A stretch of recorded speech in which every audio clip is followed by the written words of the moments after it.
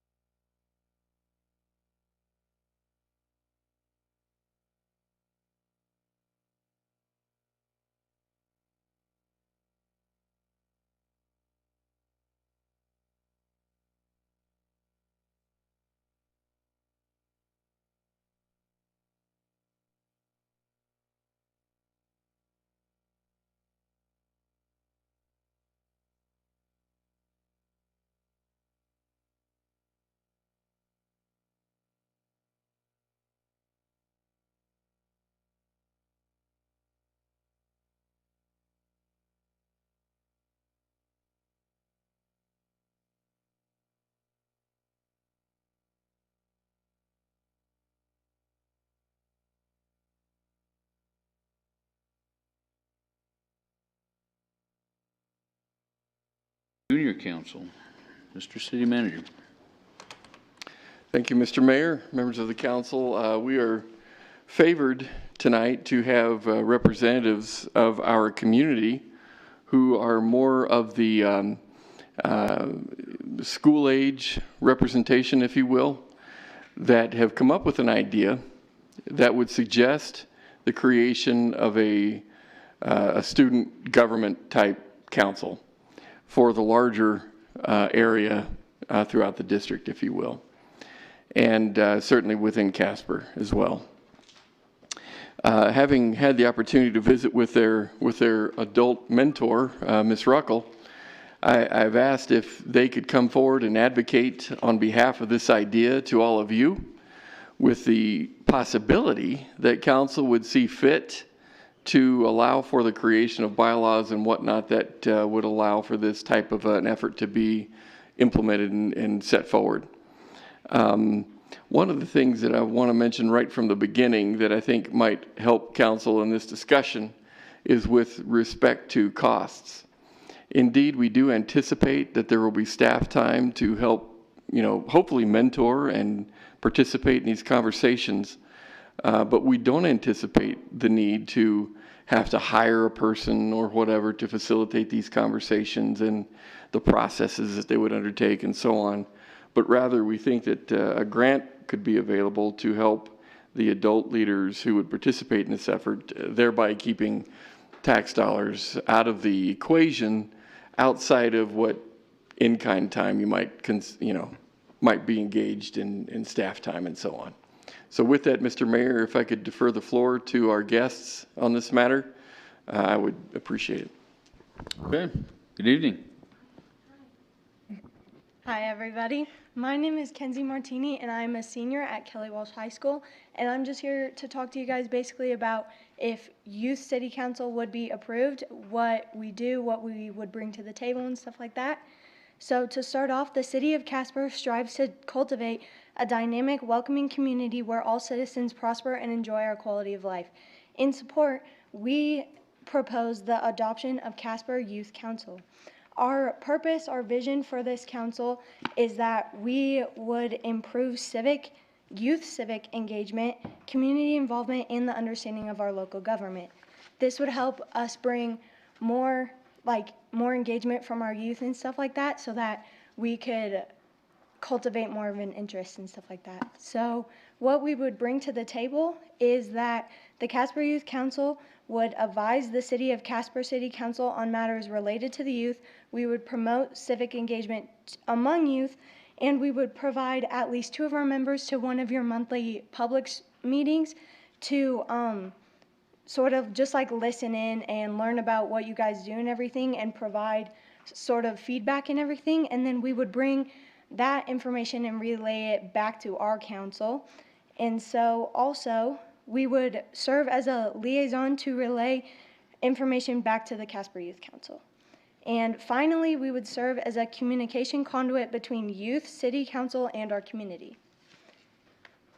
Are there any questions? Any questions from council? Councilman Hopkins. Not so much question, I just think that this is a great idea. And I know that you guys, in your information that you provided us, you're looking to provide a unique look at what city council does. And the one thing I would ask you to do is when you guys start doing this, every week we get a packet.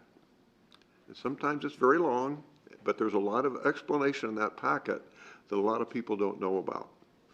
And I would suggest that you might incorporate that as part of your review. I mean, you can download this from the city site just like everybody else can do, but I absolutely support what you guys are trying to do.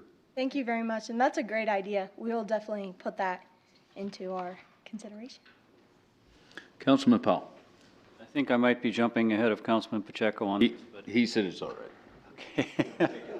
Are you folks aware of the Youth Empowerment Council that the Mercer Family Resource Center sponsors? Have you had any communication with them? I think it'd be fine if there were two separate groups, but want to make sure that maybe there's some communication between the two groups. Yes, thank you. We reached out to the Youth Empowerment Council, and then there's another Casper, Youth. Casper Youth for Change. Yes, Youth for Change. So we reached out to both and included them in the conversation and what we're looking to do. So any of those kiddos that would want to be a part of this, absolutely welcome to. Councilman Pacheco. Yeah, I think that was the only direction that I was going to go because I serve as liaison to the Youth Empowerment Council, I think, as you know, Alyssa. And I just want to make sure to, well, first, let me just say this. I'm 100% behind any youth movements within Casper, and especially if it's youth-led, and 100%, I think that is where it's at. I've spoken to Casper Youth for Change before as well. I'm in constant contact with the Youth Empowerment Council, obviously, as their liaison. Just a couple things that I want to make sure, because there is enough room. No funding will be taken away from the Youth Empowerment Council. I just want to make sure that we're okay, because they are on a shoestring budget enough as it is, and they kind of struggle right at the moment. So I want to make sure that that's protected. And I want to just make sure that it can kind of coexist and they work together, and that we've got a good symbiont. And I know you've asked me to be a liaison for you guys, which I'm more than happy to do as well, because I have a passion for young people. So I think that's kind of only things that I have and concerns to make sure, because I'm pretty Youth Empowerment Council. I used to run the Youth Empowerment Council, so I've got a special place in my heart for them. So anyway, a couple questions for you guys. Yeah, so the good news is, I'm the executive director of a newly formed nonprofit, Impact Wyoming. And Impact houses all of our youth programs, programs for nonprofits, law enforcement, and military. And so that's where the funding is going to come from. We talked about, Youth Council having its own operating budget for their initiatives, their projects, and Impact will provide all the funding for that. So really good news. Spoke with our city manager and city attorney. Black Hills Energy would really like to help fund that. So we're already in conversations with them in Enbridge. So it's not going to rely on the city at all. Perfect. Councilman Bates. Thank you, Mayor. I really enjoyed reading over this and seeing everything that you guys want to incorporate and do. Considerations, resources, space. Under it says space, the city of Casper would provide an internal meeting space for monthly meetings. And I don't know if we have that planned, but I took the initiative, and I hope it was okay, to contact Miss Kim at the Casper Housing Authority that runs also Life Step Campus. And they do have, I think it's Block C. Anyways, a section over there that they have a place that she would be willing to allow the city council, the youth city council to meet there at a very reasonable cost. She's willing to work with the cost because she's very much about the youth and as well. And so that is, she said she'd be willing to provide that space if we did not have somewhere for them.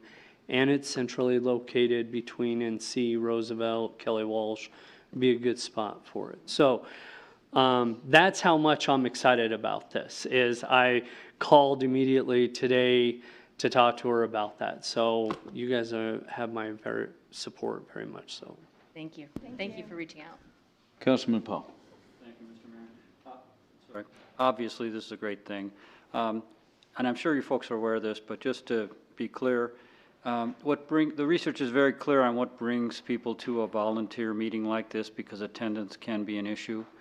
And you'd like to think that it's the mission or the agenda, but the research says it's the food. So I hope you'll have that in your budget, because if pizza is served, and you'll verify this, Councilman Pacheco, I think, from the Youth Empowerment Council, is, and there's some, I'm serious, there's good research that breaking bread together is a great way to form relationships and to enjoy each other's company. So hopefully you'll be able to find a budget for that as well. Absolutely. Councilman Bates.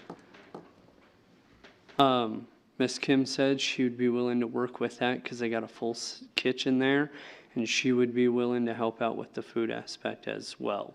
So I got that. I tried to get that covered as well. Like you guys know high school kids. Councilman Hopkins.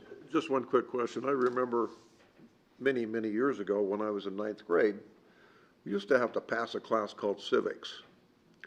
And ever since I did that in ninth grade, I have been involved in the political process, or at least interested in it. And I remember those things that you're learning how things work and you see how things do. And I see this as a great training ground for future politicians to be involved, whether it's city council or the state of Wyoming, because there's no better place to be involved in politics in the state of Wyoming. We know our neighbors, and it's really unique. So you guys have a real unique opportunity here. So thank you. Councilman Pacheco.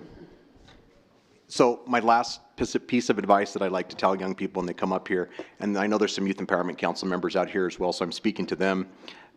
It's important and critical that this is your community. And so then you can go out there to make a difference. I have greater faith in this generation, Generation Z, than I have in my own generation and other generations. You guys give me hope. And I always tell them that. You guys are the future, and you give me hope for a better future. And that's what got me into politics, is because I wanted to represent young people like you. So go out there and make a difference in your community, okay? Councilman Huber. Well, Councilman Pacheco, I think the rest of us all have more confidence in this generation than we do. But seriously, though, I think this is a great idea. And, you know, Councilman Hopkins talked about his civics class. You know, I would be remiss if I didn't say Kent Lindbergh, who I had for a civics teacher in ninth grade up at Dean Morgan. He was a great guy.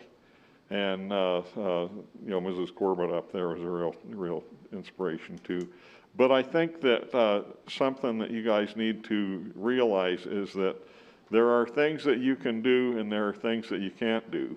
And in the can't do category, you need to realize that if you do something, if you make a suggestion or something and it doesn't get followed through on, it doesn't mean that we ignored that. It just means that, you know, not everybody gets everything that they want when it comes to legislation and that kind of thing. But I think this is a great idea. I really do. And I'd like to see this. I hope that this movement vastly survives you graduating and going on to bigger and better things, you know, in the world, and becomes kind of a permanent fixture. It will live on. I have to say, I'm sure you know Tanner. So Tanner's been working on this with me, and was a little disappointed that I didn't move fast enough, because he just moved down to Laramie to start school. So he will come back and serve as a college student mentor to our high school kids. Okay, well, I think that, I'm gonna add to it in just saying that I'm 100% behind it. I think that any issue that comes up, I want to get every side of every issue that we possibly can. And the youth have just as big of a voice as everybody else, and I think that we, underutilize the youth's voice. And so I think this is an excellent idea in moving forward, and I'm 100% behind it. I would assume, Carter, that this would be the same as what we do with, some of the other,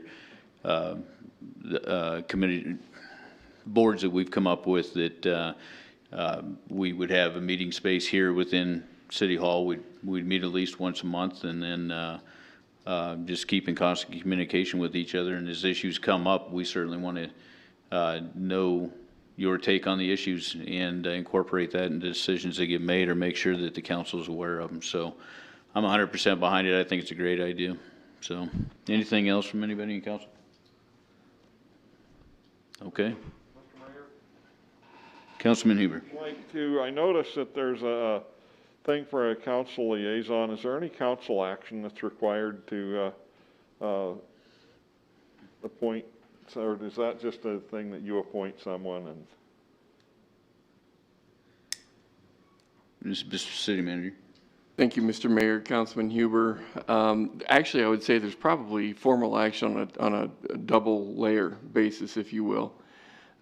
We certainly would recommend that a resolution be prepared and approved ostensibly at a formal meeting to enact this body. And then furthermore, I would think it would be imperative that the mayor would appoint a liaison from the council to serve in that role with this group as well, if this moves forward from here. Would the timing be good for us to go ahead and get that on the agenda for like next week's meeting, or how soon can we do that? Mr. Mayor, Councilman Huber, I think next week would certainly be possible. It certainly wouldn't be any later than the second business meeting in September. Okay. All right. Thank you. Thank you. Thank you very much. Thank you. Mr. Mayor, Councilman Cathy. if we're going to do this by resolution, won't we have to have a public hearing for it? Mr. Mayor, Councilman Cathy, I don't know that a public hearing would be requisite to pass the resolution, but certainly if council would like to have one, that would be within your wheelhouse to determine. Oh, I'm not asking for one or against. I just wanted them to know that if we had to do that, that they would need to be back for a public hearing. That was the only reason I was asking. So if we can do it without, that's fine. I think so. Okay. Okay. All right, thank you. We'll move on to COVID-19 reimbursement application. Mr. City Manager. Thank you, Mr. Mayor, members of the council. Staff has been working incredibly hard in this next discussion, very early in the process of realizing that federal dollars could be available for reimbursement to the city of Casper for expenses that we've taken on to deal with the COVID response and the pandemic plans and so on. Unfortunately, and probably not of surprise to anyone, the application is quite intense, and the follow-up and the response and everything else is likewise as challenging. Furthermore, the application is basically made to the Attorney General's office on behalf of the state of Wyoming, wherein they go through a pretty in-depth analysis of each of the applications for reimbursement in order to get funds back to participating or applying entities like the city of Casper. You have seen in your memo and packet the elements that we hope to get reimbursed for, the taxpayers to get reimbursed for. And as you probably recall, we're talking somewhere in the neighborhood of $350,000 to $400,000 in terms of direct expense that the city has incurred to support the pandemic response. Indeed, there are more than one application opportunities that the city of Casper can take advantage of. There are limited dollars. But it does appear as though there's quite a few dollars available with regard to direct expense reimbursement. And of course, that's been a lot of the challenge, a lot of the conversation as to what exactly that means. Some of the most recent elements of conversation in terms of translation, if you will, is with regard to whether or not employees who have dedicated time to participate in this, their time can be reimbursed back to the city, in our case, the city of Casper. Certainly from a frontline standpoint, where we've had employees dedicated to the EOC operations and those kinds of things, that's not as much of a debate as it would be for, say, Mr. Pitlick and the time that he's dedicated to participating in the numbers and trying to deal with a lot of the financial oversight that's been involved here. That reimbursement might be a little more debatable. So as you can tell, and as you probably read, the conversation, while very needed, is not as cut and dried as one might initially think. Furthermore, the legislation is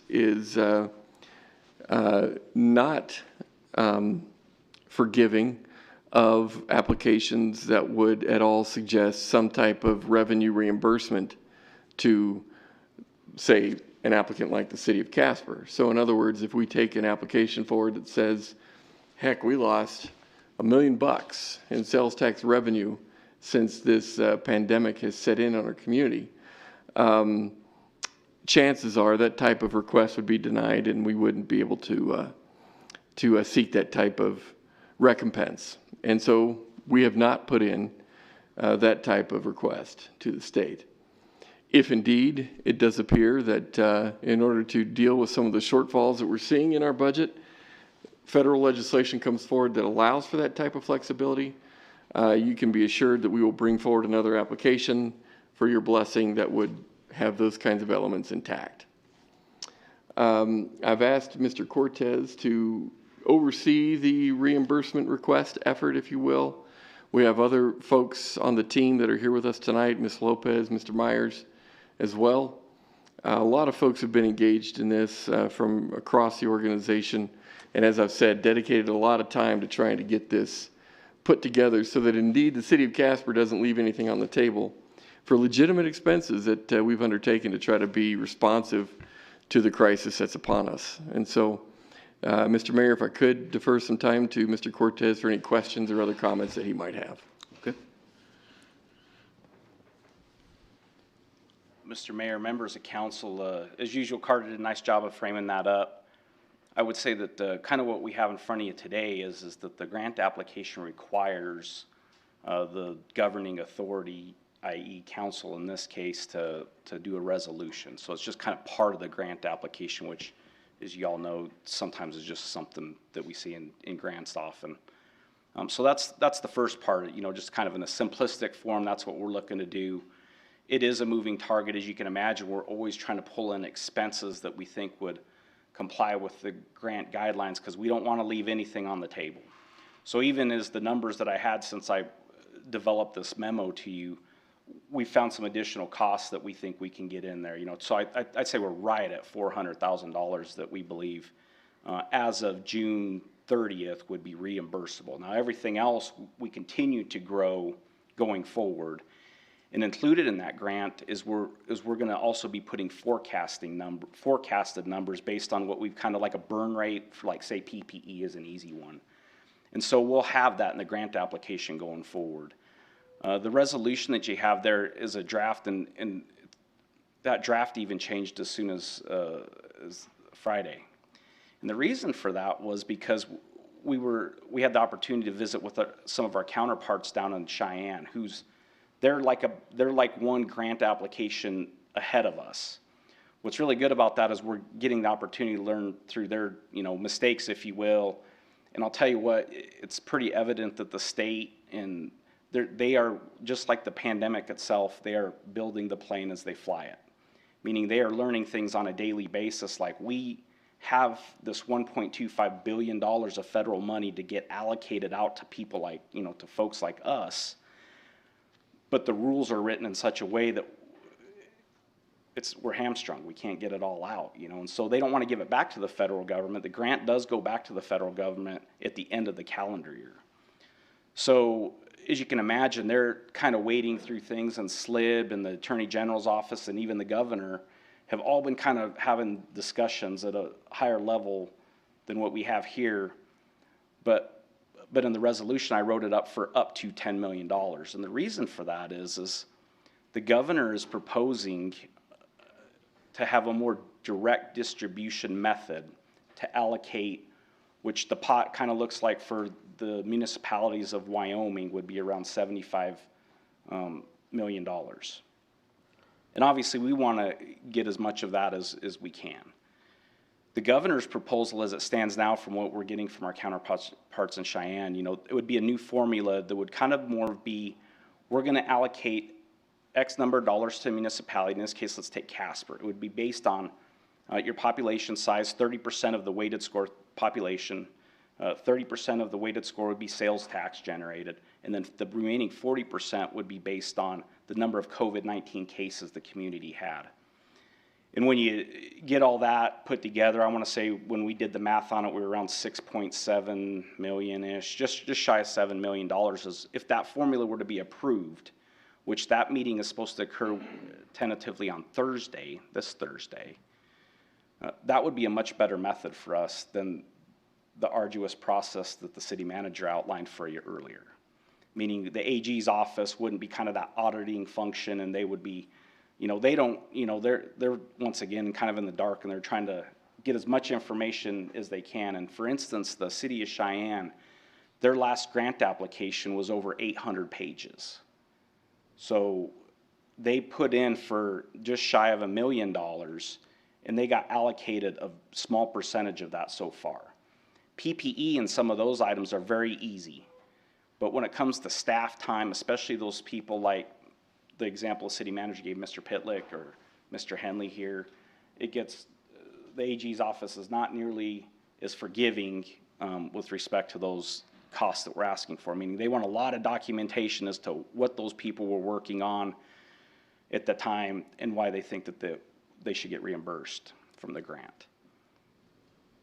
So as we were discussing with our counterparts in Cheyenne, last night, as a matter of fact, the city attorney for Cheyenne went to council and their council and said, hey, you know, same thing that I'm kind of laying out here.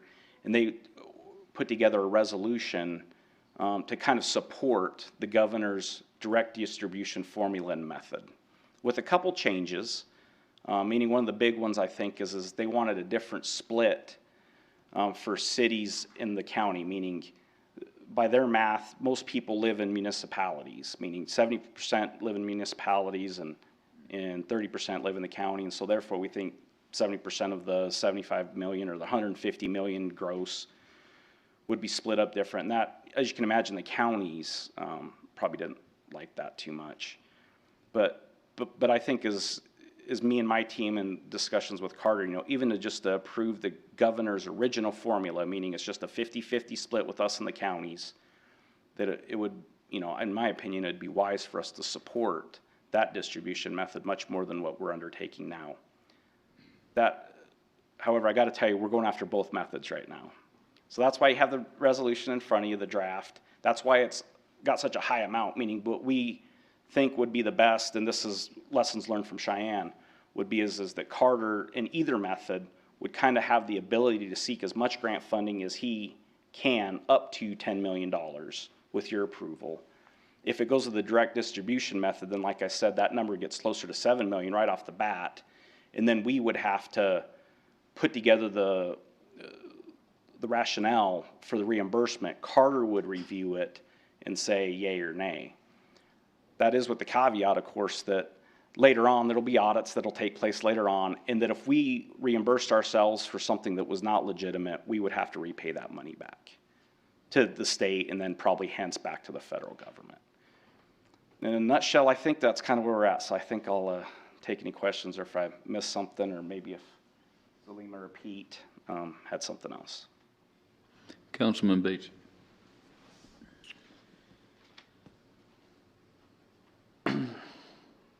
city council gets sometimes a bad rap, and then it carries on over to our city department. And so, therefore, with this resolution, I am all in favor of it because, and I want to point out that you as our city manager and the department management are looking at ways to help us cover the costs that we have lost. Instead of going, well, we lost it, you know, whatever. The fact that you guys are looking at ways to always help, not yourselves, but Casper overall. And I don't think that that gets pointed out enough. And so I want to point that out, and I want to say thank you for bringing this resolution. Thank you for looking ahead and seeing what is out there that is being offered to help with our loss. So thank you very much. You guys are doing an amazing job.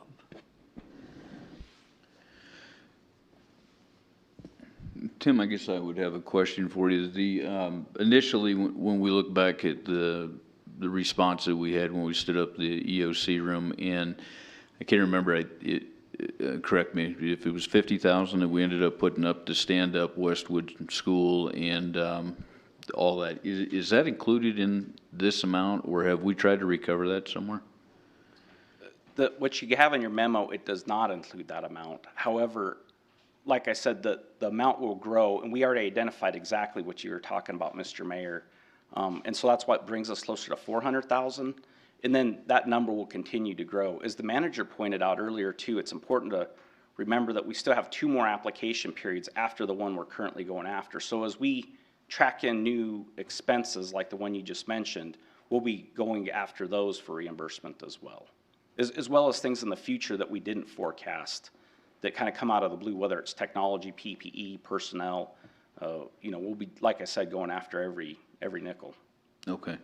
And then I guess this question would be back to you is, so if I'm hearing you right, we can also go after some of these funds to make up for the losses that we've seen overall within the city.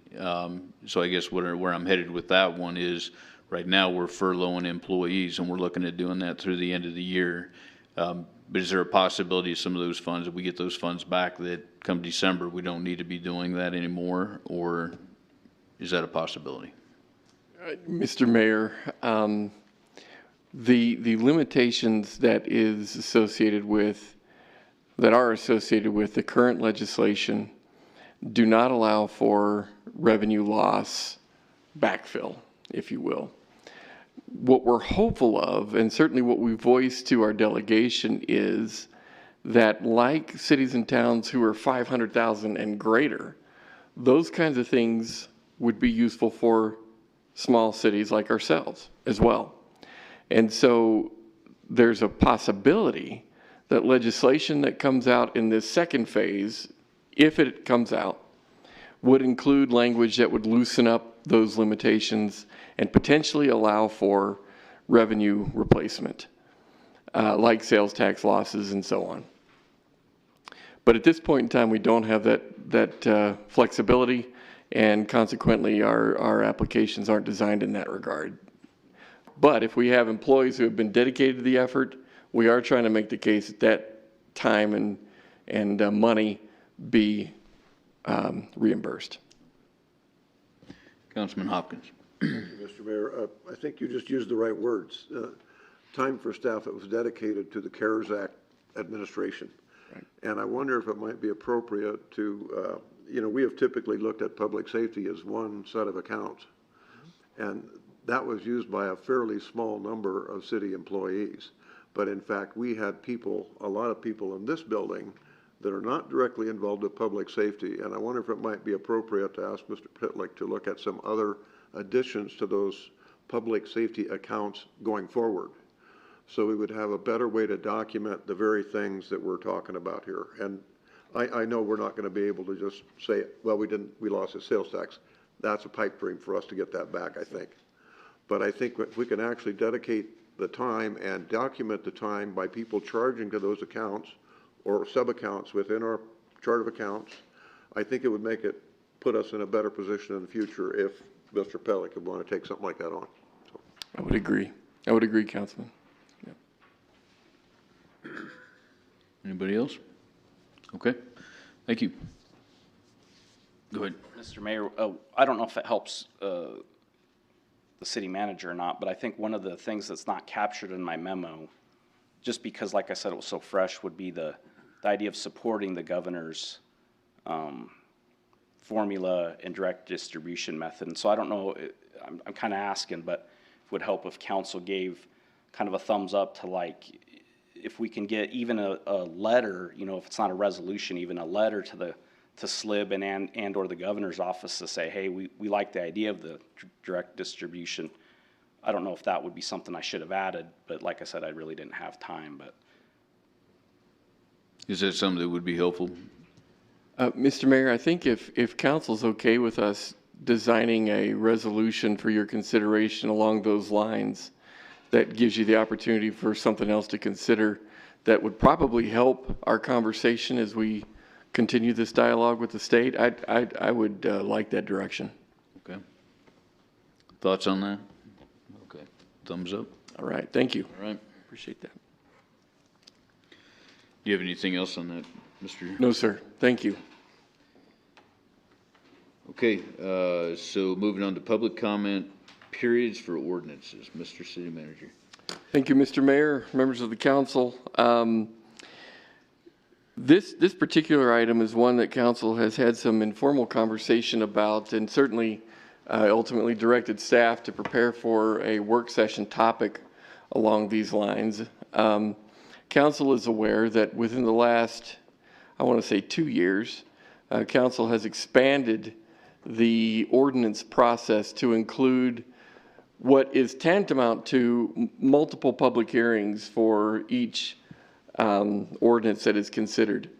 That is one that I said is, as I mentioned, is only about 2 years old, and a feature of which is not required in statute, certainly not required historically in terms of legacy practices that councils have undertaken in years past, and is definitely one that this council has had some question as to the efficacy for. And so the purpose of tonight's discussion is to see what it is that council would like to do moving forward as it relates to public hearings and public comment periods for each reading of a proposed ordinance, and whether or not you want to see that practice maintained or some variation therein. The attorney has put together a really nice recollection in the memo as to how these things came about and what some of the statutory obligations are. And so, Mr. Mayor, I would like to defer to the attorney for further discussion if possible. Okay, Mr. Hanley. Thank you, Mayor, Council.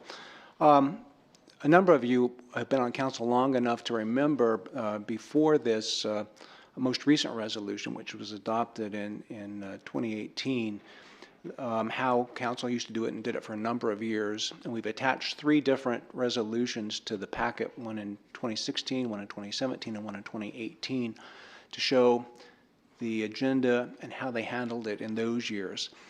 Basically, by this most recent resolution that was adopted in 2018, the council wanted to expand the opportunity for people to come in and communicate, and so they switched things around a little bit and wanted to see how that worked. So right now we have, of course, communications from persons present, and then right after that we have public hearings with ordinances, resolutions, or even minute actions when we have them, which would be, of course, something you have to do in any event. And then we have communications from persons present regarding ordinances on second and third readings. In the past, if you go back to look at Resolution 17-155, which basically was the one that was amended in part by this 2018 amendment, they would have a public hearing towards the beginning, right after the beginning of the meeting, right after the bills and claims were submitted for your consideration. But then they wouldn't have any other set communication from the public until till the end of the meeting, when they had their communications from persons present. So basically, that's one of the elements that went from the back to the very front. Now, that being said, that if either a council member or even a member of the public wanted to, well, if the council wanted to pull something off of consent, they would, but if a member of public wanted to speak to something, even if it were on consent, they would have the opportunity, so long as they notified the manager's office in sufficient time, that they could come in and address the council, so that people that wanted to and had felt strongly about something would have the opportunity to address that again, as well as in the usual public hearing manner, and then communications from persons present, which has never really changed. So, in looking at that initial 178 resolution, which is in your packet, you can see that this goes paragraph F, communications from persons present, paragraph G, basically continuing communications from persons present, talking about public hearings, and then right to H and I, which are communications from persons present regarding ordinances on second and third readings. And so you have sat through some of these meetings, and you probably are looking at efficiencies at some point, because I know that you've spent some long hours here, and you know, the question is whether or not the additional opportunity for input kind of in a mass setting and repetitive would be something you want to continue, or you want to go back a little bit more controlled and have some pre-notice of the numbers of speakers that are going to be addressing the resolutions on the second and third reading and or consent items. And so that was the basically, I think, the question that you had raised, I think clear back in June, as to whether you wanted to maybe curtail and rearrange some of the agenda items. And so that's where you are today. And so if you want to consider that and let us know, we can certainly revise resolutions. Certainly we're available for questions. But it sounds pretty simple, but I'm sure that you'll have a lot of different takes and people that have different views and feelings about this. Councilman Hopkins. Thank you, Mr. Mayor. I was one of those who have some concerns, and I hate to say it, but I'm concerned about government efficiency. And the way we used to do it, when we would have one public hearing and people would come in and comment on it, in some cases that public hearing may go on for a long, long time. And some people waited till we used to have the communications from persons present at the end of the meeting. Some people will have to sit here till 10 o'clock at night trying to get a comment in edgewise. When we moved those comments forward in the agenda, that allows people to talk to anything they want to talk about. So we get their input before we vote on it. And I think that's very effective. The one thing that we did in addition to that is essentially had multiple public hearings on the same ordinance. And I think, I'm not sure we need that now. I think if we continue with our procedure to have communications from persons present, and at one meeting we've already done this, we said, if you want to talk to this public hearing, please hold your comments. But it doesn't allow you not to talk, but it's going to just be at the next public hearing, which might be a few minutes later. And I just look at that as a lot more efficient way to do it. Everybody gets a chance to have their say, but they don't end up having to stay here till 11 o'clock at night to tell us, you guys goofed up. You've already voted on it, and you're asking my input now. I think we've got it right if we let them talk during the communications from persons present, and then we are by statute, we do have to have a public hearing at the first reading. And I'm not sure it's at the first reading, but we do have to have one, I know that. So I would just recommend that we go with the communications from persons present, listen to what they have to say, and then have the public hearing, which everybody will get their chance to talk about that. So I just think it would allow everybody to get their information to us before we take a vote, and it would save a little bit of time in the meetings, I think. Not sure of that, but. Councilman Pacheco. Sorry. I agree with Bob. I think there's a couple things. When I first got onto council, that's how we did it. We had one public hearing that we had with one public comment with one on the public hearing. Invariably, we got ourselves in our corner now, because now, since we've been doing it for 2 years, what's going to end up happening are people are going to say, well, the council's trying to stifle public comment, which is not further from the truth, because we have people that can come up and speak during the first part of communications from the public. To be able to do that, they can speak on the first reading to talk about that, and most importantly, being able to contact their council person is incredibly easy, in the sense of emails. They can phone call us, many ways that they can lobby us on certain issues on an ordinance. So the idea, and I want to get that dispelled very quickly, the idea that we're trying to stifle public comment is absolutely ludicrous, because we would never do that, number one. And two, I believe that we take great care in trying to listen to public issues and talking to people. And I know many of us get many emails, i.e. the feral cat issue, which we have received many emails on. We get a lot of feedback from the public, which is really cool about a community like ours, the size that we are, we get to have that. And so I feel like that's a prudent move. It's only been going on for 2 years. This hasn't been the standard for 20, 30, 40 years that we're doing, and we're trying to change it. It's something that we've done prior. We were doing this for years before we tried this. So that's my take on it. Councilman Huber. Thank you, Mr. Mayor. I got a few comments about this. I think that we have to start out from the basic beginning premise that democracy is not designed to be efficient.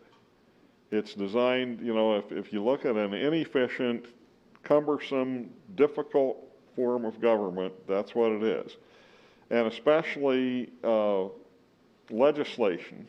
Legislating is, it's like making sausage. Don't watch it happen or you'll never eat any sausage. And so I think we have to keep that kind of a thing in mind. Yeah, we end up with some lengthy public comment periods. Sometimes with some of these things that come before the council, the same people come in and say the same things over and over and over again, thinking that we didn't hear them the first time or whatever. People have the right to come in and present those things to their elected officials. I don't think that lobbying representatives off the record is a substitute for coming in and putting things on the record in a meeting. I don't think that emails are a substitute for that. As a matter of fact, I think they're a very poor substitute, and to the point where maybe they should just about be ignored, because some of the emails and things that I've seen are just ludicrously ignorant. But I do think that we need to be open to the public input in our meetings. I think that's really important. And I would specifically point out that, like with reference to the animal control ordinance that we're considering right now, if the amendments that are being proposed, if any of those amendments pass, that is going to be a totally different piece of legislation than what it was when we passed that on first or second reading in certain instances, and with reference to certain sections. And so I think that it would be just wrong to sit there and say, oh, well, you had your chance to address us when we were considering this on first reading. Well, on first reading, what you passed and considered on first reading was, said that things were going to be black, and now you've turned it into purple or green or something else. And I want to talk to you about, I liked what you did on first reading, but now that you've amended it and done all this other stuff, whoa, wait a minute. I want to talk to you some more about that. And I think that's something that we need to be sensitive about. I know that, you know, our current way of doing it has some inefficiencies and some dangers of repetition. But, you know, I think the way we're doing it, and especially letting people talk to us at the beginning of the meeting instead of telling them you have to wait until the last item on the agenda. I hated that. I thought that was just insulting to people to tell them that they had to wait until the end of the meeting. I don't think that's a good idea. But, you know, I'd like to see us stay the way that we're doing it now. Councilman Bates. Thank you, Mayor. I agree with everything Councilman Hopkins had to say regarding it, except I saw on there, and I don't know where exactly, so but I'm just going to mention is that for the second and third reading, instead of them just being able to come up and speak on it, what if we did it as they have to call and schedule it? That's what they done in the past, where we have the public comment that they come in and talk. They got the first public hearing, they can come in and talk. Then if there's something more that they want to come and talk to us about, that they need to call and schedule to come in and speak. And that would maybe help eliminate that, but yet still give them a chance to have a voice, where we're not trying, where they don't think we're trying to keep them from being able to speak. So I agree with everything. I guess I'm proposing for second and third that it needs to be called in. I think they had it on Wednesday before 4 o'clock. They had to call, I think it was 4. That they would like to speak, so then we would know about it in our packets, and then they'd be able to that Tuesday. Councilman Powell. Thank you, Mr. Mayor. I hesitate to speak because I'm probably not going to have to live with the result of this for very long, but I'm trying to remember the circumstances that led to the change back in 2018. And I think what happened is, I mean, we're so close to all of these things that sometimes we're not aware of the fact that they sort of percolate out in the community slowly sometimes before people come to realize that council is going to make a decision that will impact their lives. And I think what happened is that we had that first hearing, and after the first hearing, and I don't remember what the matter was, to be honest, but there was sort of that percolating out into the community, and a number of people were very concerned after the first hearing, and they didn't know about the procedure that Councilman Bates just discussed that has always been in place, and felt cheated that they'd missed the first hearing and never had a chance to speak to council on the matter. And I think that's why we made that change. And so I guess I'm wondering if there might be some middle ground, because when we see these things come about, I think we can kind of see when something is going to be controversial and there's going to be a lot of public interest in the matter. Some of the things that and having sat in the mayor's chair, you're really going through this pro forma process over and over that's really kind of silly because there's really no controversy, but you have to go through it because we said there would be a public hearing all 3 times. But like with the animal control ordinance, we could have seen from the very beginning that there was going to be a lot of discussion on this and a lot of concern, probably some amendments. And I just wonder if we couldn't, at the point where we're going through the agenda, say, this one really ought to require 3 hearings. This one, however, doesn't really need that level of attention, and there's not going to have that public interest. It's just an idea to throw out there. I don't know if John, if we would have that kind of discretion, but to maybe just say at the point of the agenda, this is something that there's going to be a lot of public interest in, and maybe we ought to have the 3 hearings for that, and then skip it for the rest. Councilman Pacheco.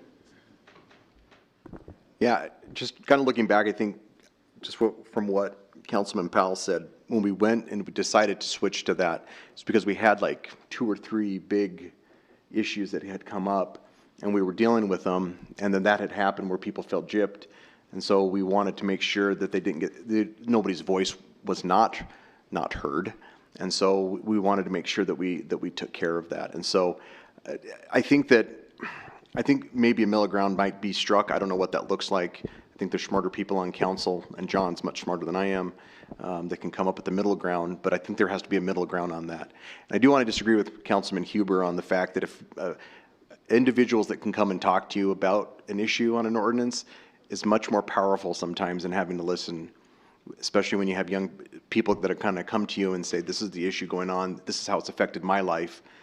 As a council person, that's a much more powerful way to deal with it when I see somebody coming and talking to me about an ordinance. Councilman Huber? Well, and the point that Councilman Pacheco just made about the power of people coming in person and talking to us, that's exactly what I'm talking about, is that is a more powerful, it's more informative to me, means a lot more to me. And I think that the bottom line is that we should make it easier and not harder for people to come in and talk to us. You can sit there and say, oh yeah, come on in and state your position and tell us what you think. Or you can say, come and tell us what you think. We really want to hear from you and we want to make it easy for you to come in and everything. And I think anything that we can do to make it more of an open proceeding and make people feel more welcome to come in, I think that's what we should be doing, and I think that that's what our current procedure does. Councilman Cathy? Well, I was on the council, as several of us were back when it was the one public hearing.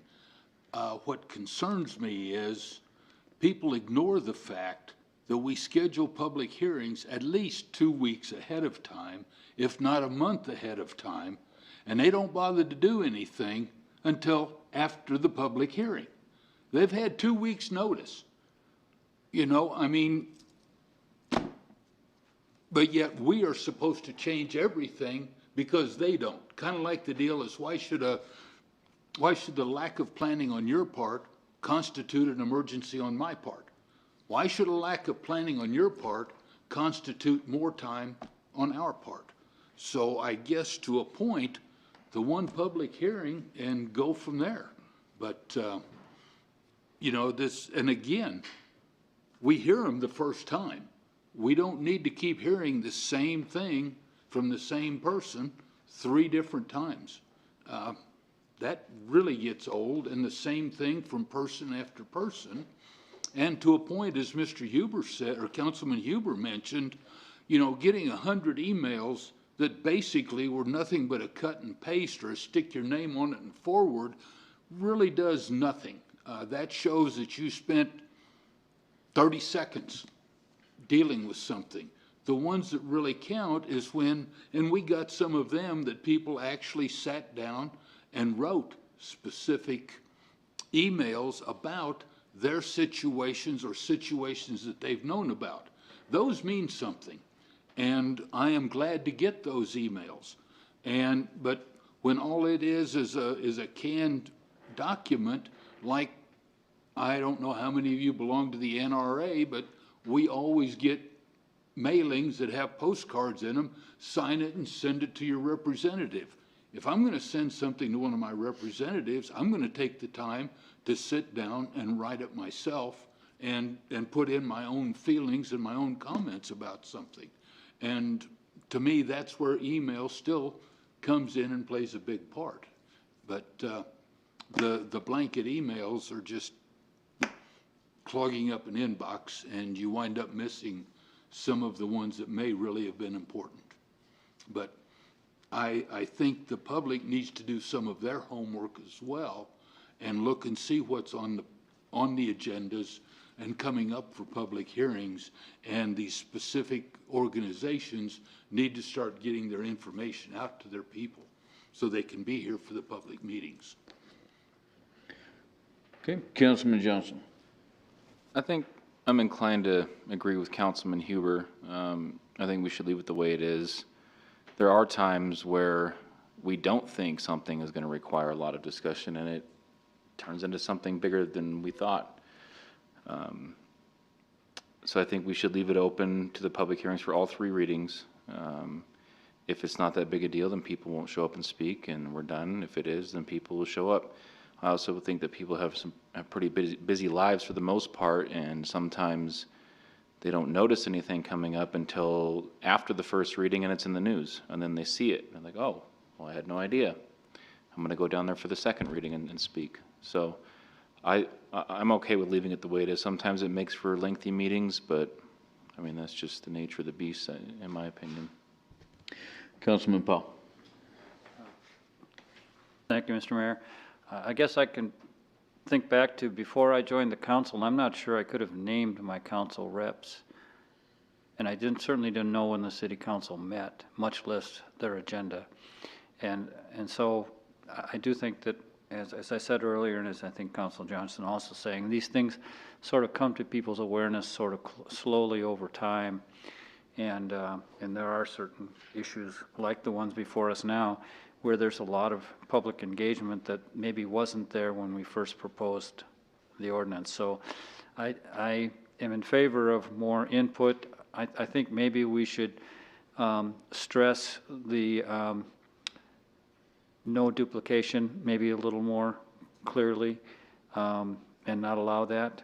But I don't plan anything else on Tuesday evening.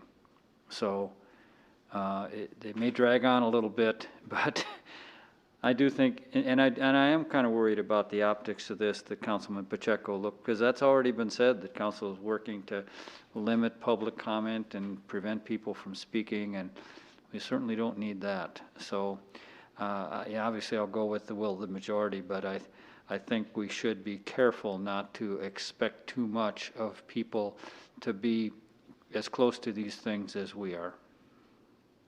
Councilman Hopkins.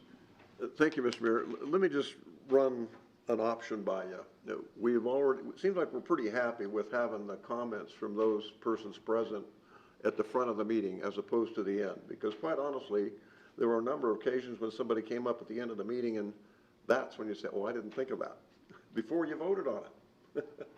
And we had that happen. I remember that on several occasions. But suppose we divide the comments from persons present into kind of two separate arrangements.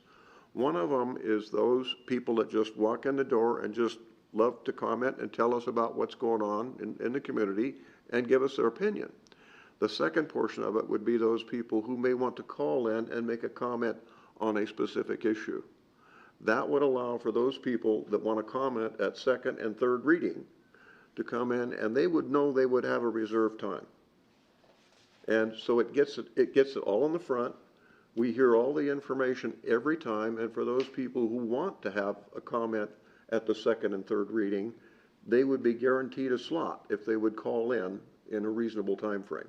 I mean, they can't call in at 3 o'clock and want to be there at 5. That's not going to work. So just food for thought. Councilman Cassidy. I'll get there. Well, part of where my argument is coming from as well, and I think part of it is we at times as council try to rush to ordinance and maybe don't even do some of our homework before we put it on the agenda for public hearings. But to show part of what I'm talking about as well and about public being involved is our first public hearing on massage therapists is next week. How much input have we already had from the public on that? That's out there. Those people that are involved are interested in it, and they are giving us public input. And at this point, too, I would just as soon have that taken back off of the public hearing agenda for next week, and I'll bring that up when we get to agenda review. But I mean, there is a good example of what I'm talking about, is that the people in the community that are involved, they know about it, they've heard about it, they've seen it. We've had people here for the last 2 meetings, or 3, making comment about it because the word is out in the public. So the word gets out. It's just that I've said enough. All right, so I'm going to make my comments, and I agree with what you're saying, and I'll we'll have that discussion when it comes to agendas, because I do feel that in, like, massage itself, I think there's way too many comments coming on that, and I see us ended up being the same situation as we are with the animal control ordinance, to where decisions are being, motions are being made to change things, but that's a whole different conversation.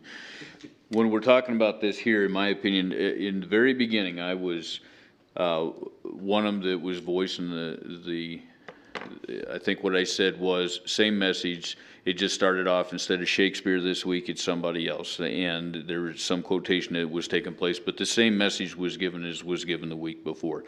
I think it does come down to this position running the meetings, that there is no duplication of speakers, and if it's been said, then I guess we need to be a little bit more strong in saying it's been said, move on.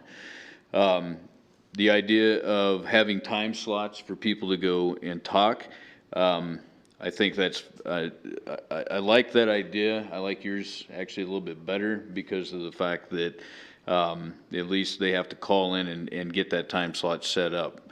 But it still doesn't keep people from coming up here and still having the comment period in the very beginning.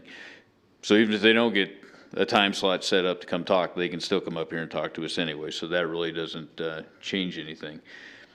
I would have told you before that I think that we should have one hearing on it and listen to them one time, and then after that we move forward. However, I look at the animal control ordinance, and how many times has that changed? And we're in the third ordinance now, or the third reading on that, and there are so many changes to it, to not have a public hearing and let people come voice their opinions of amendments that are being made. I just don't think is really fair to the public, because that's changes that we're making. So as much as I was about changing this, I don't know. I kind of look at the way that it's set up right now. We have a public hearing comment period where they can come up and talk to us, and then we have each of these readings where they can come and talk to us, and if it's been asked and answered, then they need to move on. But with as many changes in this last ordinance that we're talking about right now, it's been changed so many times to say, well, you get one shot at talking to us, but after that, if we change it 2 more times, too bad, so sad, send me an email and we won't listen to you here. I don't think that's fair, because that's a change that we're making. So I'm good with keeping it the way it is, and you know, as much as I wanted to change it before, I just don't think that, I think as fluent as this is and the issues that come up, I don't think it's a smart thing for us to move. So that's my opinion. Anybody else have anything? Councilman Bates. I agree with what you said. The only problem that with the idea of the time slots is we never know what time we're actually going to be doing something. You know, where we think, oh, this is, and for example, about 3-4 weeks ago, the city manager said, oh, this should be something really quick. And we spent 45 minutes on it, I think. And then the thing that was supposed to be lengthy actually turned around and was quick. So to set up a time slot, I don't think it's possible, because something could take 40 minutes that we thought, oh, this is a cut and dry. So, but I agree with you. We leave it the way it is, I'm game. And I just want to add one more thing to the time slot. If they have to sign up by Wednesday before we have the meeting on Tuesday, that's a full week in advance, which is good for us for scheduling. But if somebody on Thursday becomes aware of an issue for the first time, they're never going to have a chance to talk to us. At the very beginning. What's that? At the public comment? At the very beginning they will, but if you go by the time slots of signing up by the times, like you said, they would not have it, because if they had to sign up by Wednesday and they find out about it Thursday, then it's past the time. So the way we have it set up now, they'd have an opportunity twice to talk to us, public comment time, unless we specifically tell them to wait for the issue. Go ahead. It was normally by noon Monday prior, because the agenda doesn't even come out till Friday, so trying to sign up on the Wednesday before wouldn't work. Right. So just as a bit of a clarification. When it was the signups, it was on by noon on the Monday before. Right, and I'm going off the Wednesday because what was said, but that does make sense that if it wasn't put out till Monday, so. Anybody else have any comments on this? And so you're looking for direction whether we change it or leave it the way it is, correct? Mr. Mayor, there may be a couple questions from a process standpoint as well, and I think I've got an answer, if you will, or a directive in regards to if indeed we don't change anything, and we do have the public hearing and 2 public comment periods following. I would assume council would still be okay directing the mayor to say during that first public comment open mic portion that be retained for those who have items of concern or feedback that aren't related to other agenda items, particularly for those that are going to have a public hearing or a public comment time allotted to it. Is that fair to assume, you think? I think so. Okay, okay. And then, Mr. Mayor, if I could, Mr. Henley, are there other sort of process directives that we need if indeed the 3 public comment periods are going to be retained? No, if you don't want to either pull it off consent or to have them sign up, I think, we could probably pretty much just have the initial statement about the public comments, and then just have everything fall into place if that's the way you want to continue on, which I think it'd be pretty close to what we're doing right now. So we'd basically be changing our script on the front end of this? I'm not sure I follow. We're on the, Completely sincere here. Councilman Kathy. I'm sorry. Part of what went along with the deal about calling in on the Mondays before is that if something was on consent, a member of the public could call in and get it removed, as the one that I asked you about, or you called me about, from one of the citizens, because he was under that impression that if he called by noon on Monday before, he could get the item removed from consent, which again allows for the public not having to sign up, but if they do want to speak about it, they could go ahead and call in. It winds up then being removed from consent, but if there's no other comment, it allows it to move on through rather than you having to go through, are there any comments for, are there anybody against, all of that, and it moves that part of the meeting on, and only if somebody wants to comment about that specific ordinance does it get removed from consent. But it still gives the public the chance to call in and request that change. So that's something to think about as well, because that's something that a lot of us, I think, forgot about from the old days, is that they were allowed to call in and have something removed from consent. I'm not sure Councilman Hopkins. I'm not sure I recall it that way. I'm not sure in statute that a citizen can call in and have something removed from consent. You can call your representative, and we as a group set the consent agenda. And if we say we would like it removed, that gets it removed. But I'm not sure that we were ever, by statute, allowed to have the public call in and have it removed from consent. Is my understanding incorrect? Mr. Mayor, Councilman Hopkins, Councilman Kathy, as it relates to consent items on the agenda, I am not aware of a practice where a citizen can alter the council's agenda. Right. Now, certainly with regard to a citizen calling, say, the mayor or yourself and saying, I really think y'all need to talk about this more other than putting it on consent, I think it's within council's right to bring this up to the council and say, hey, do we want to take it off consent? And council says yay or nay, and it happens one way or the other. But the other thing that we can remember as it relates to consent items in particular, if we do have a citizen that has a concern about a consent item, in my opinion, that's exactly why we had the public comment period at the very, very beginning of the agenda. Because if indeed there is a consent about a bill that's being paid or whatever, they should bring it forward in the public comment period, and then council can say, hey, let's talk about it further, or not, as the case may be. Because, yeah, we could remove it from consent at that point, even during. Absolutely, absolutely. It would certainly, Mr. Mayor, help from a planning preparation and preparation standpoint to know about it in advance so that we script the mayor appropriately and we have that all kind of in our minds that it's going to happen. But if it doesn't, council still has the opportunity to amend on the floor as they see fit. But setting the agenda is actually part of council management. That is your job with all your tremendous powers as the mayor and vice mayor. I'm being a bit facetious, but that's part of it, is to set the agenda. So. Councilman Huber. Carter just said everything I was going to say much more eloquently and better than I could, but also I want to reemphasize too what Councilman Hopkins just said. I don't think we want to do anything that relinquishes the council's power to set its own agenda over to anyone else, and I don't think statutorily that we can, even if there's not a specific statutory provision that says that.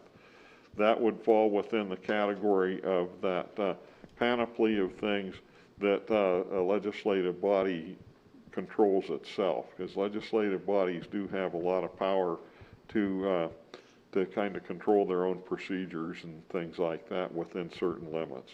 And so, you know, that's kind of what I think.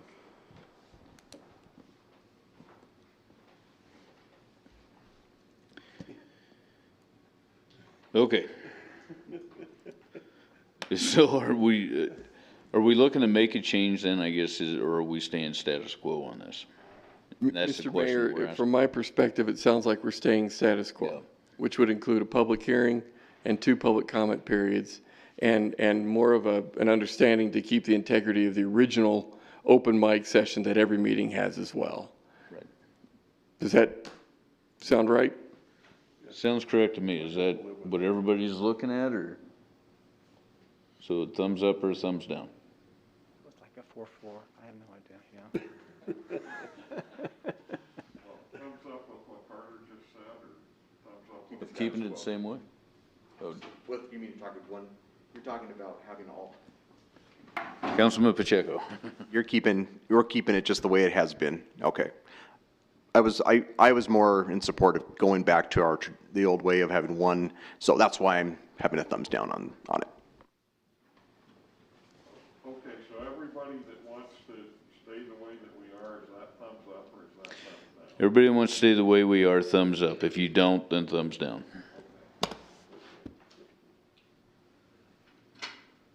All right, so it looks like we have 5 and 3. All right.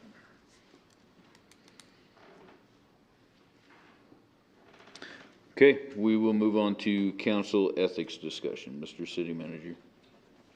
Thank you, Mr. Mayor, members of the council. This is an item that council asked for some follow-up on, or perhaps maybe even a phase 2 discussion on, as it relates to the changes that your previous colleagues put into effect, I want to say a couple years ago as well, maybe 2018 even. In this conversation, however, there certainly has been an item or a feature that it appears to me anyway, council has wanted to have additional discussion on, and that's as it relates to the council and personal potential business relationships with council decisions. In my estimation, that it's a little different than what we have understood about conflict of interest, and certainly as the way the statute defines conflict of interest. And without really speaking unclearly, I would say it came to light very clearly as a topic of discussion during the Grogan development discussion over there near Wolf Creek. I might have that developer's business name wrong, but in any case, it would appear to me that needs to be somewhat resolved with regard to what direction council would like to see have happen. The other thing that I think has come to light in at least conversations that council again has had informally is with regard to really what conflict of interest means and when it is that when it is that council should declare a conflict, and when technically they don't necessarily have to. And statute does give direction in that regard, and I think perhaps council may want to deliberate a little more fully as to what that means from a council participation standpoint as well. So again, Mr. Henley has done a lot of work in this theater, in this space, and put together a really nice memo on this topic, going through some of these deliberations that we could use some direction on, if not tonight, certainly in another discussion similar to this if council sees fit. And so, Mr. Mayor, if I could turn some time over to the attorney. Mr. Henley? Thank you, Mayor, Council. Again, I think the impetus for this probably did arise out of the Grogan discussion. And in that regard, we have kind of a specific provision, but it's at the very end of the ordinance. That would be paragraph C of the proposed ordinance. And basically, we've entitled it a preemptive policy to avoid conflicts of interests or the appearance of conflicts of interest. And in that regard, basically what council members would face when they come onto the council is, if I vote on this and later on I have an opportunity to have a business dealing involving the same type of transaction or this piece of property or this contract or this business, you just can't do it, because that would then lead at least to the possibility of some type of inference of conflict of interest. So the lesson to be learned there would be, if you have any thought that you may ever want to buy that piece of property or be involved with that businessman or take an interest in this particular development or whatever else, you just have to say, I'm not going to vote on this. And you can basically stand up and say, I don't have any interest in it now. I don't know that I'll ever have any interest in it. But, I've always wanted to be an owner of a gym. And so if this ever came up and I had an opportunity to get involved with that, I'd sure want to. So I want to just declare a conflict of interest right now and not be involved in this discussion. And so in that regard, I think that would, prevent council, or at least give them some guidance to avoid this potential conflict of interest just as a matter of happenstance. You really can't anticipate what will come along, a year or 2 or 3 or 4 years later. But in order to preserve, I think, kind of the integrity of the perception of council, then that is just one of those elements, if you want to include that, which may seem a little bit harsh, but on the other time, that would give, I think, future council members as well as current council members an opportunity to say, I have to think hard about this one, just because I've always wanted to do this, and if something should come up, boy, I'd really like to do it. Maybe Councilman Huber would always wanted to run a ski area, and so if we had an issue involving Hogadon, then maybe he wouldn't want to be involved with that so much, or privatizing Hogadon. So that is paragraph C. But before we get there in the proposed ordinance, we start off with talking about paragraph A. And A is basically what we currently have. And in that regard, we're talking about a personal interest. And if you have a personal interest, you are already conflicted out under our current ordinance and under state statute. A personal interest is direct and immediate, as opposed to speculative and remote. And so in that regard, that is the standard as we currently have it. And that only came about after our prior ethics ordinance had been repealed in total. And so I guess I just say that'll kind of sets the bar right now, kind of the lower bar. And then we've tried to talk about some concepts which you hear about in the news frequently, and which you'll see in a lot of publications that we read. And that would be, a definition of conflict of interest, just not a personal interest, but a conflict of interest. And so the proposed ordinance goes on to talk about, if you're in a position to influence policy or actions, and you have either a financial interest, or your family has a financial interest, or someone you're cohabitating with has a financial interest, that is a conflict of interest. And you cannot, in that situation, engage in part of that approval or try to influence the approval or disapproval of a particular course of action, because that would be potentially having some financial effect, some type of, on your family, on someone that you live with, that type of thing. So it's not an appropriate way to operate a city or any type of government entity. And then we go on to talk about, or the proposed ordinance goes on to address potential conflicts of interest or the appearance of conflicts of interest. And again, setting forth your policy, which you had talked about in the past when we adopted this current ordinance a couple of years ago, that you don't want to have a situation where the ethics of counsel are being questioned. And so you want to avoid even the appearance of a conflict of interest.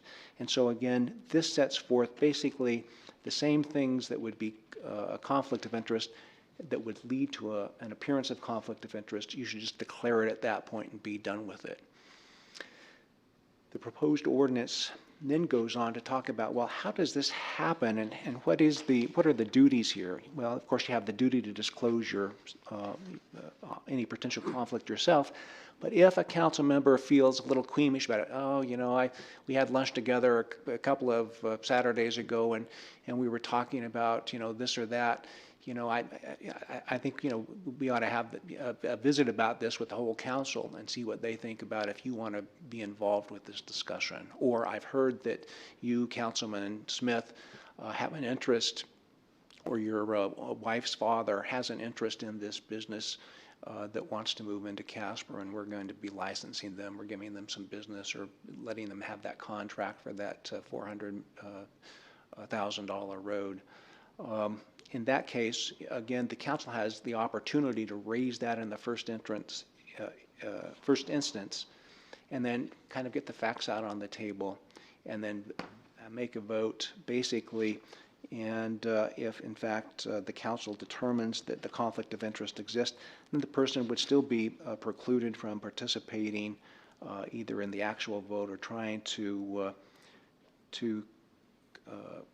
influence the vote that may come about.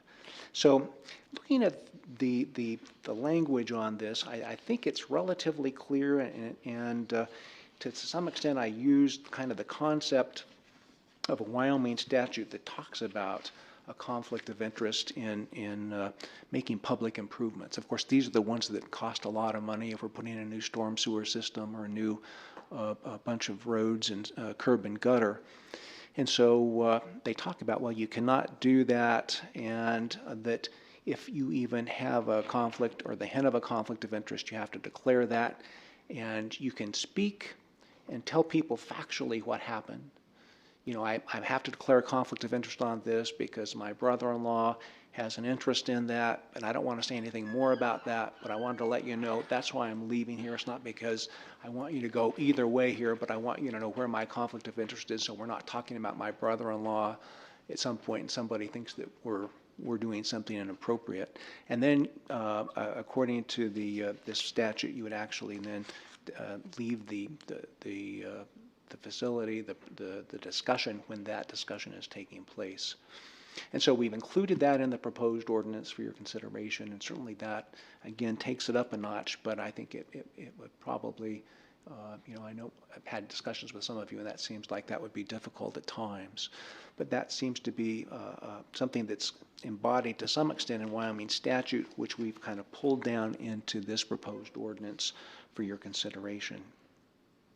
So I think with that, you know, we've talked about conflicts of interest, potential conflicts of interest, the duties involved, the way the council could get involved, and what happens if you do have a conflict of interest. And then, like I said, we've gone a little bit farther by having that preemptive language in there, a way to preempt the possibility of a conflict of interest. And with that, you know, we're just looking to see if you want us to try to move this forward or tweak it here or there, or just, you know, scrap it or rework elements of it. Thank you. Thank you. Councilman Cathy. one thing that, well, there's two things, but the first thing is in section B, the very bottom part of number 1, which is on page 2 of your draft. It says, for the avoidance of doubt, service on a joint powers board while on the city council and service as a liaison or representative to a city of Casper commission or board shall not constitute a conflict of interest, but the duty of the council member to is act in the best interest of the city. And I was thinking that you had said, and I'm going to use the water board, which 4 of us are members of the water board, that while we're actually sitting on that water board, it is to act in the best interest of that water board. If I may, Mr. Henry? thank you, Councilman Cathy. I think it's a really good question, and I've had discussions about this with, and I think you're thinking about the position of Mr. Chapin. He and I have had some relatively serious discussions about this. If you were sitting as a member of a joint powers board that were appointed by the city of Casper, I believe, and I've pointed out to Mr. Chapin, well, I believe that it would be appropriate for you to go in there, but you still have that obligation because the city of Casper appointed you to act on their behalf on a joint powers board, and the state legislative groups have both said that that would not be a conflict of interest, and you can maintain your fidelity then to your job, which is to be a city councilman. And so in that regard, I think if that is still the perception, I would tell you I believe it in an appropriate way to do it. I believe that as a city council person who is appointed to a joint powers board, that you still need to act on the best interest of the city, which in theory should be for the best interest of the organization in any event. I mean, for the regional water board, everybody wants to have a good regional water board, including the city of Casper by all means. And so it would be rare that you would have a situation where that wouldn't be the case. But if it came down to where the water board was pushing hard to get Casper to pay more than it logically should, in a pro rata basis should be paying, then you probably would have the obligation to speak out pretty firmly and say, no, that's just not right. I can see why I'm sitting here and why we would like to do it because the city of Casper is good for the money, but if we're going to hit them too much, then that would be an inappropriate use of what we should be doing, and certainly I'm not going to be part of that because I'm their city council member, and I have the obligation to the voters of the city of Casper and my ward to make sure that that money is protected and not spent in an inappropriate manner. Mr. Mayor? Good. And if Councilman Cathy doesn't mind if I weigh in on that question for just a second. Well, and I understand what, Steve, what your concern is there. The real crux of that situation, though, is that, for instance, with the Regional Water Board and with any other joint powers board, which is totally different from any advisory boards or other commissions that we might sit on, we are there representing the city. And so I think that the way that, that this is drafted, reminding people that we are there representing the city, we have to do that. Now, that does not mean that we don't act in the best interest of the Regional Water Board, for instance, but ultimately, if it comes down to, to a fine line, if it comes down to the nut cutting, we're there representing the city, and we would be remiss in our duties as a councilman and a council representative to that board if we did not sit there and say, wait a minute, this is not in the interest of the city of Casper, and so no, we're not going to go along with it. So I think that ethically, this does correctly state that fine line that we have to walk there on those kind of boards and things.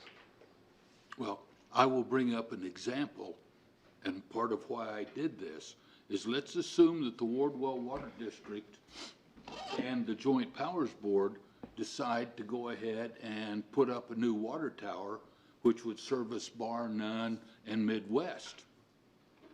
Now, if the Joint Powers Board spends that money to put that tower in, that's going to raise the rates for the city of Casper.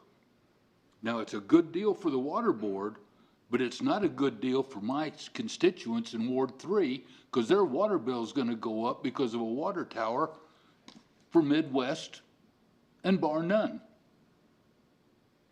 And that's exactly the situations I'm talking about when you're on like a regional water board, because you're actually doing things for the region and not specifically for the city. And what may be good for the region may not necessarily be good for the residents in Ward 1. That's why I asked that question specifically about that. Because we carry enough weight with that water board that depending on who shows up, if we have a quorum at a water board meeting, the four of us could vote everything down and nothing would ever happen. Well, and I totally agree, Councilman Cathy, that is an area of contention. That's where the rubber, that kind of thing is where the rubber meets the road on these things. But we are not there on that board as a representative of the whole region. We're appointed there by the city of Casper. And so I think that's something that we have to keep in mind. And those are tough decisions, and they are things that, you know, and at some point we might have to say, hey, wait a minute, we got to come back to the council and see what the council thinks about this or that, which I would hate to ever have to do. But if the, you know, if the issue is that big and that sticky, we might have to do that sometimes on that. But I still stand by that. I think that ultimately on these kind of boards, we are not there just as a representative of the whole county. We're there representing the city. Councilman Johnson. Yeah, I was just going to say that the region is represented individually on that board. You have people from all over the region on that board. So you're there as a representative of the city of Casper, not of Edgerton or Midwest. Councilman Hopkins. Thank you, Mr. Mayor. You know, this is, I can live with this language. I think it works pretty well. There comes a time when you have to make a decision on which is going to be your priority when you're a member of a joint powers board. And I can think of a situation perhaps where the city might be purchasing land from a joint powers board that might hold some land. I would see it as my obligation to not be involved in the discussion at the joint powers board level when you start talking about pricing. So I would sit as a city council member and abstain from voting on the possibility that you're going to sell land for such and such a price. I'm kind of torn, you know. I want to get a fair price for the land, but I also want to buy some land. So I would just abstain from the vote. And so it may not be a situation where you abstain from a council decision, but it may be a situation where you want to abstain from what a joint powers board is specifically involved in, if you're conflicted. So, but you got to make a decision somewhere. Councilman Poe. Thank you, Mr. Mayor. John, I don't know if this is germane, but is there a mechanism in place, or could we create a mechanism? Because these are very difficult judgment calls sometimes, and we all have our blind spots.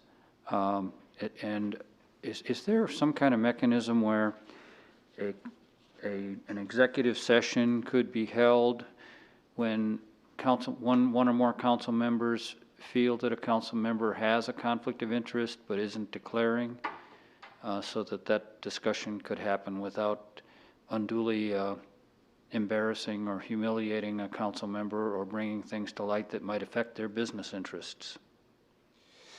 You know, Mayor, Councilman Powell, you know, Councilman Powell, it's a hard task to do, but I think if you have enough concern that it's bothersome, it does need to be brought up, and the statute would say that would need to be brought up in a public meeting. I mean, certainly you could inquire around to see if, in fact, what your potential suspicions were just that, just suspicions without really any type of solid facts behind them, or if, in fact, there was enough there that you felt kind of obligated, that you really needed to bring this up and at least let the individual know what your concerns were and let them go ahead and disclose it. You know, in that situation, I think it sounds to me like you would need to raise it, though. I don't see it as coming up in an executive session.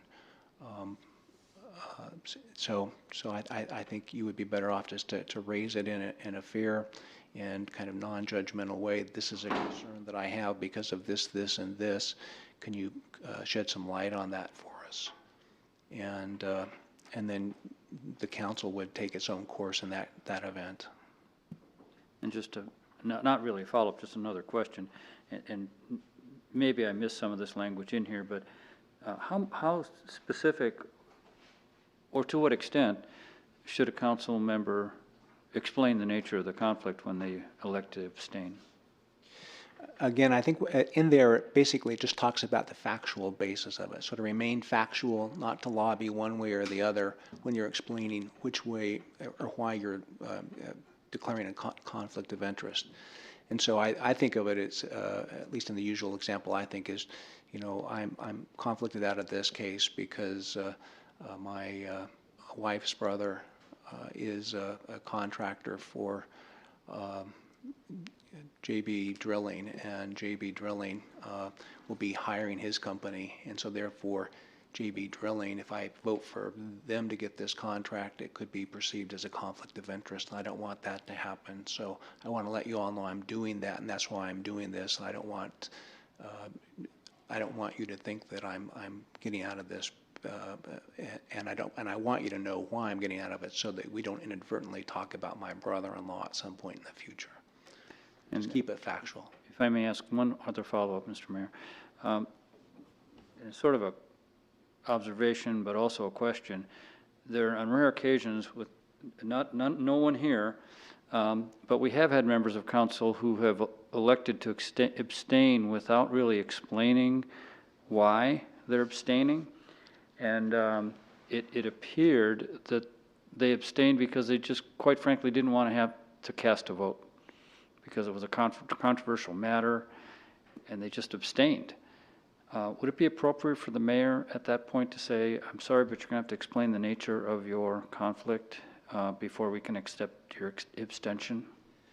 You know, I think you can abstain because of that. You may not have strong feelings. You may not feel like you have enough basis to make a good decision. And so you can abstain for more reasons than just a conflict of interest. In that case, I would say there wouldn't necessarily be a conflict of interest, but you're just going to abstain because you just don't have a good feel which way the issue should go. So that is acceptable. Okay. Mr. Thanks for Mayor, clarifying that. could I follow up on the first part of what Councilman Powell asked about? Councilman Huber.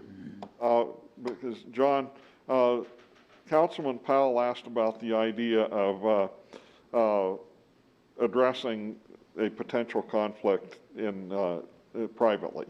If I have reason to think that Councilman Pacheco has a conflict that he hasn't brought up, under the language that you have in here now, it says for under procedures for addressing that, it says council member, if you think another council member has a conflict of interest, the council member with such belief shall inform the governing body. If we were to include some language in there that would say shall inform the governing body in private or executive session, would there be a way that we could legally do that? For instance, if we're cruising along in the middle of a meeting and the mayor were to suddenly start voting on real estate things that his firm is obviously involved in, but he doesn't say anything about it, would there be a way that we could draft this so that one of us could say, wait a minute, excuse me, I think we need to go into executive session here so that we can address a potential conflict of interest that a member might have and do that. Is there a way that we could even legally consider doing that, or is that just getting into a quagmire that we can't get into? Thank you for the question. And I understand the angst about calling, someone out in public, even though you're not trying to call them out, you're just trying to inquire. But the public meetings law have, specific provisions that you can go into executive session on. And I thought about this with respect, well, would this be a personnel issue? But I don't think that it would be a personnel issue because you're all council members, so I don't see you as being personnel of each other.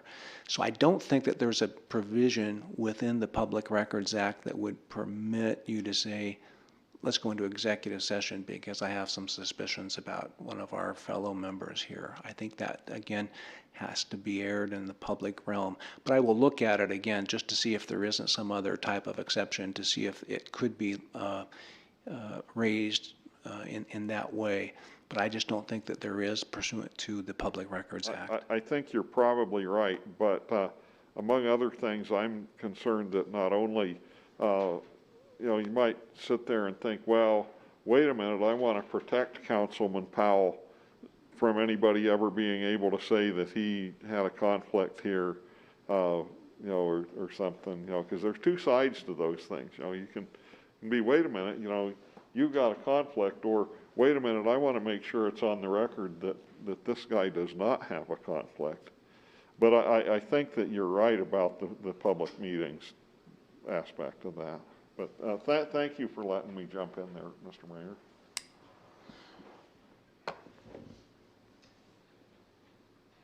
Councilman McCarthy. Thank you, Mr. Mayor. With regard to what Councilman Powell had mentioned about abstaining, I thought it was originally in our employee handbook, for lack of a better term, that we were pretty much under an obligation, unless we had a conflict of interest, to vote on an issue rather than wishy-washy and sitting on the fence and abstaining. Because it would be very easy right now, for example, for any of us that are sitting here that are up for re-election this fall to start abstaining on some of these very sticky wickets that we have in front of us. But you won't. No, I won't. But by the same token, it would be, no, I won't. But, that's the game that people can play. And I thought it was originally in some of those things that it was our, I don't want to call it fiduciary, but it is along those lines to vote on something to where you have a full council making decisions. Mr. Hanlon? Thank you, Mayor. Councilman Cathy. And I remember there is language like that that encourages people to make hard decisions and to vote. I don't know that it's a rule, and I don't know that it's ever been adopted as a rule or a council policy. But I will look at that because I haven't looked at it in a long time since we had our last orientation. But I do remember what you say, that concept is certainly floating in that council handbook. And when I was off council before, I turned that whole handbook back in so it could be given to somebody else instead of having to reprint one. So I actually don't even have one right now. But I will take a look at that, though. Okay, thank you. Appreciate that. Councilman Bates. My only concern about this is with a lot of that language, and I understand what we're trying to do, but you get people up here that are businessmen and women that operate a business, that knows a lot of clientele, is involved with clientele throughout the city, and a lot of this language, it seems, would cause them possibly to have to abstain from a lot of stuff because their business or what they do is somehow related or directly related to them, and so therefore they're going to have to abstain. And we don't want we do want business people up here, but you don't want 5, 6, 7 people that operate businesses in town that are directly related to this person that's going to build this or do this, and having them all have to abstain because one reason or another they're directly related. Are we causing us a problem with that? And I look at Frill, the mayor, with his real estate, all the things, land accusations or whatever, he has to abstain.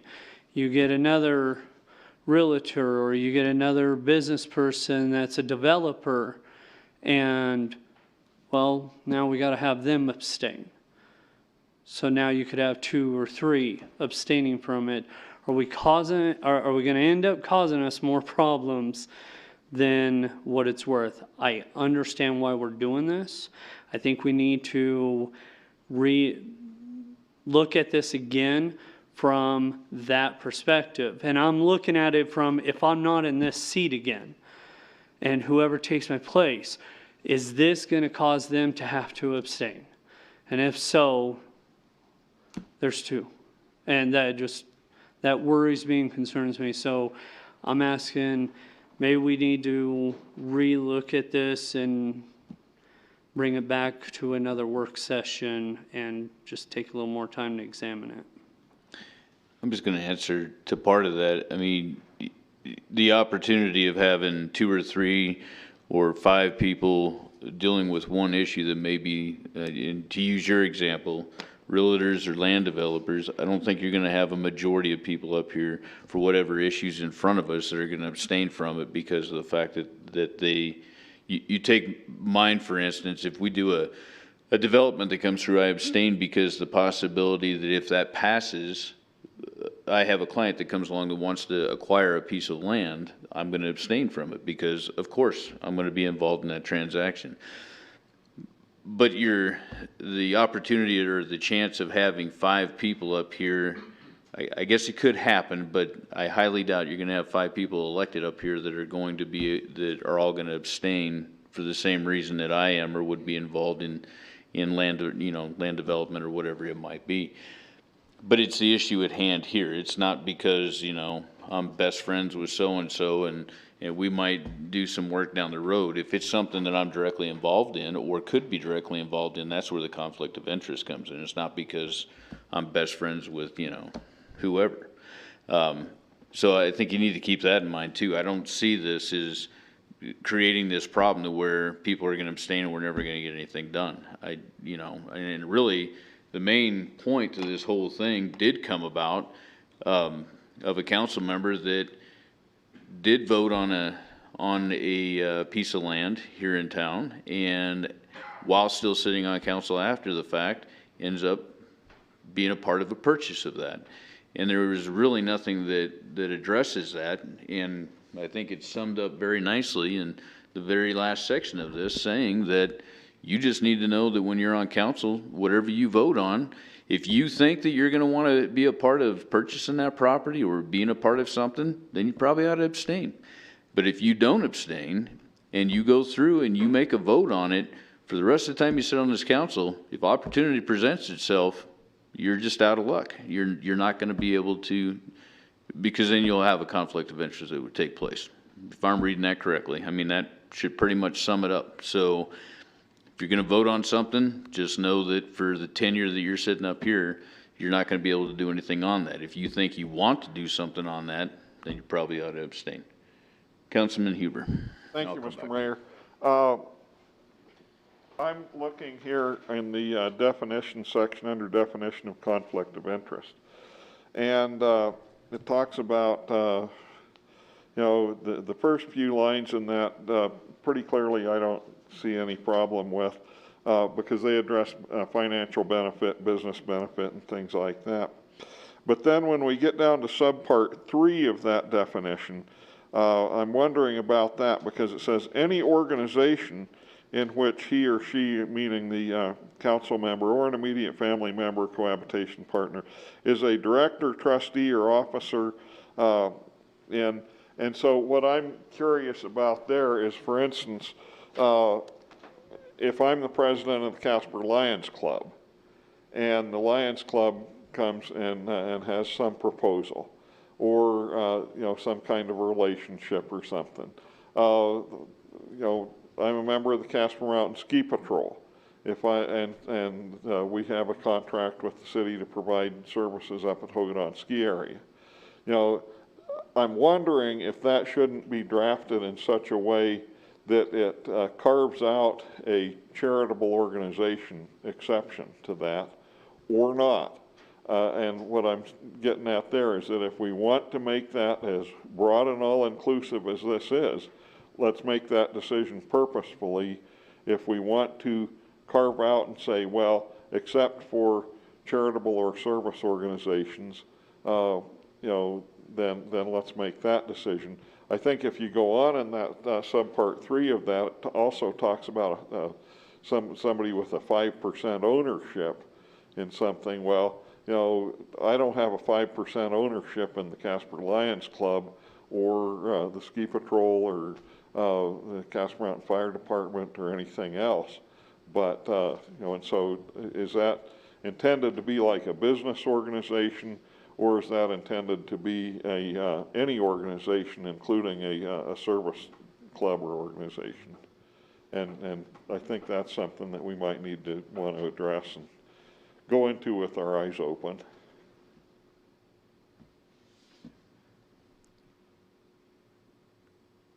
Mr. Hanley, did you have something you want to say?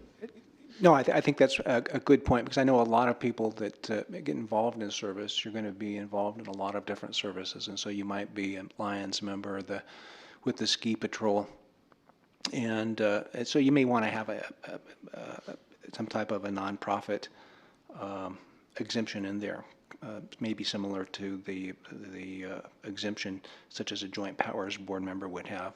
That you could declare that, oh, by the way, I'm the head of the pancake breakfast for the Kiwanis, but I'd like to think that you would consider their request for a downtown parking space for their mobile vending pancake truck to be appropriate during the parade day celebrations. Well, or, for instance, I'm also on the board of directors at Central Wyoming Counseling Center. I can think of someone might be on the board of directors of Community Health Center. There are several other kind of things like that, I just, and if we want to make this as broad and all-inclusive, we can do that. What I'm just urging is that we go into those things with our eyes open. And Mr. Mayor, if you don't mind me expounding on just a little bit more generally about this, I think this is an important enough and a potentially broad enough thing that I think we should reschedule it for another work session so that we can come back and have some further discussion on this and everything. I also have to, I would be remiss and I would be forever haunted and hounded by former Councilman Laird if I didn't bring this point up. If he were sitting here, he would be vigorously and vehemently opposing this and saying, stay away from this. All this is going to get you into is spending a whole bunch of money on another lawsuit because you're going to end up with somebody else that's going to end up suing you because you start trying to get into ethics and everything. But I want to say this, my personal view on this, I think that this kind of a code of ethics is incredibly important. Because we all know a certain contractor in this town who gets on the city council and then thought, there's nothing in the world wrong with me continuing to sign multi-million-dollar contracts with the city and pursuing these things. If he had been a lawyer, he would have been disbarred so fast you couldn't even think about it. I think that we do need to have an ethics ordinance so that we don't have that kind of a recurrence.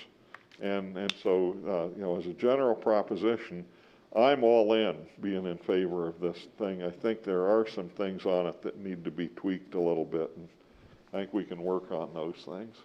Thank you for letting me carry on and expound. Councilman Bates. Like I mentioned before, I understand the reason for this, and I don't know if it came across negative of that that I was saying this is gonna mess up this and that. I don't know. It just seemed like when you talked to me that I was saying don't go with this, and that's not at all what I was saying, and I just wanted to clarify. I understand the purpose of this. I agree with this. I just want to make sure that we don't hurt people that could come on council and they have to abstain. So all the time. Not everybody on one subject, but it's every week somebody's having to abstain. So like I agree with him, and like I said, I think we need to look more in depth in this and bring it back again.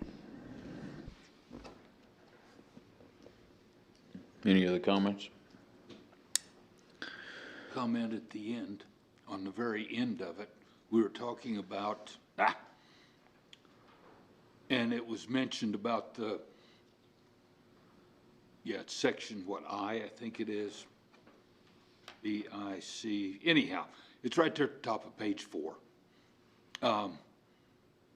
Can't do anything while you're on council. There are a lot of employee contracts and things like that that actually even put in a non-compete, for lack of a better term, for X number of years afterwards. Is that something that we should put in as well?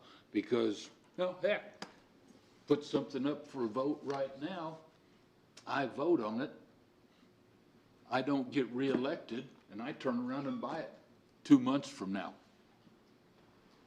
And knowing, and I'm saying, say, after November 3rd, we vote on the sale of a piece of property, I vote to sell it, turn around in January when I've not been elected to council, and I turn around and buy it. That's, to me, just as bad as voting on it and buying it while I'm on council. So should there be, and I'm throwing this out now to think about so we can come back to the next work Mr. session Mayor, and discuss. could I follow up on what Councilman Cathy's? Okay, and then I'll tell you about our direction, our discussion on that. So go ahead, Councilman. You guys have already discussed it very good. Well, As a general proposition, though, about, that last paragraph on top of page 4, and I think it's something that Mr. Henley's probably going to have to talk to us about a little bit. Once someone is off of the council, even if there was an egregious violation of that, there's a good likelihood, I think, that we've lost any jurisdiction or any ability to do anything about that. I think that language is possibly somewhat just advisory and gratuitous. I don't know, Mr. Henley could explain that a little bit more too, but if you've got some direction that you want to proceed with this, let's go. no, it's right down the same line, though. I think that our initial discussions when we first started talking about this, myself and the city manager, was just that. Once they're off council, I mean, you really don't have, they're off council. I mean, they're not here anymore, and so I don't see, and then if it did follow them, how do you arrive at a period of time and a number, 6 months, 6 years? I mean, how do you arrive at that and say it has to be this long that you can't do anything? And they're no longer, like I said, no longer a part of council, so there's really no jurisdiction there.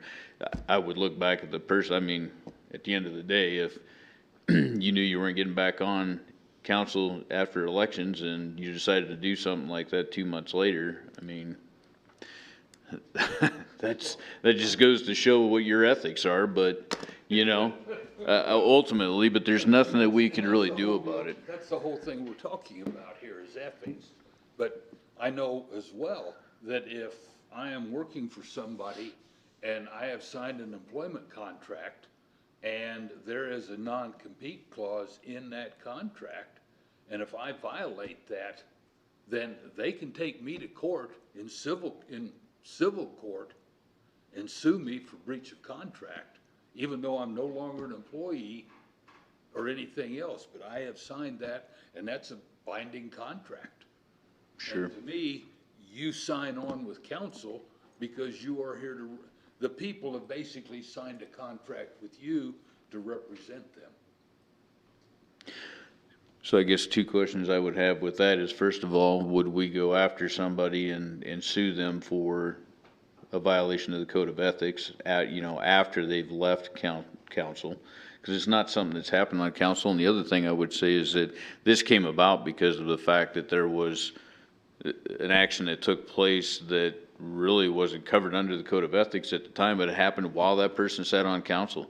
And that's what we're trying to control at this point in time, is the ethics of sitting council members. So I would say after the fact, I don't think we have a jurisdictional, or even if we put anything in place, I don't know that we would necessarily Well, and go after the somebody. problem with, quote, going after somebody in an employment contract like what Steve's talking about, it's pretty easy to establish what your damages would be. In this kind of thing, it would be very difficult for the city to go in and say, well, we were damaged to the extent of how much. And so if you did go after them, it's not going to be a real productive lawsuit, because you're not going to be able to prove damages. But I think that this kind of language is important to have in there, because, and I don't want to use the term feel-good language, but it's kind of feel-good language. It kind of advises people and tells them, hey, you shouldn't ought to be doing this. Oh, and I have no problem with what's in there. I just don't know if it should go further.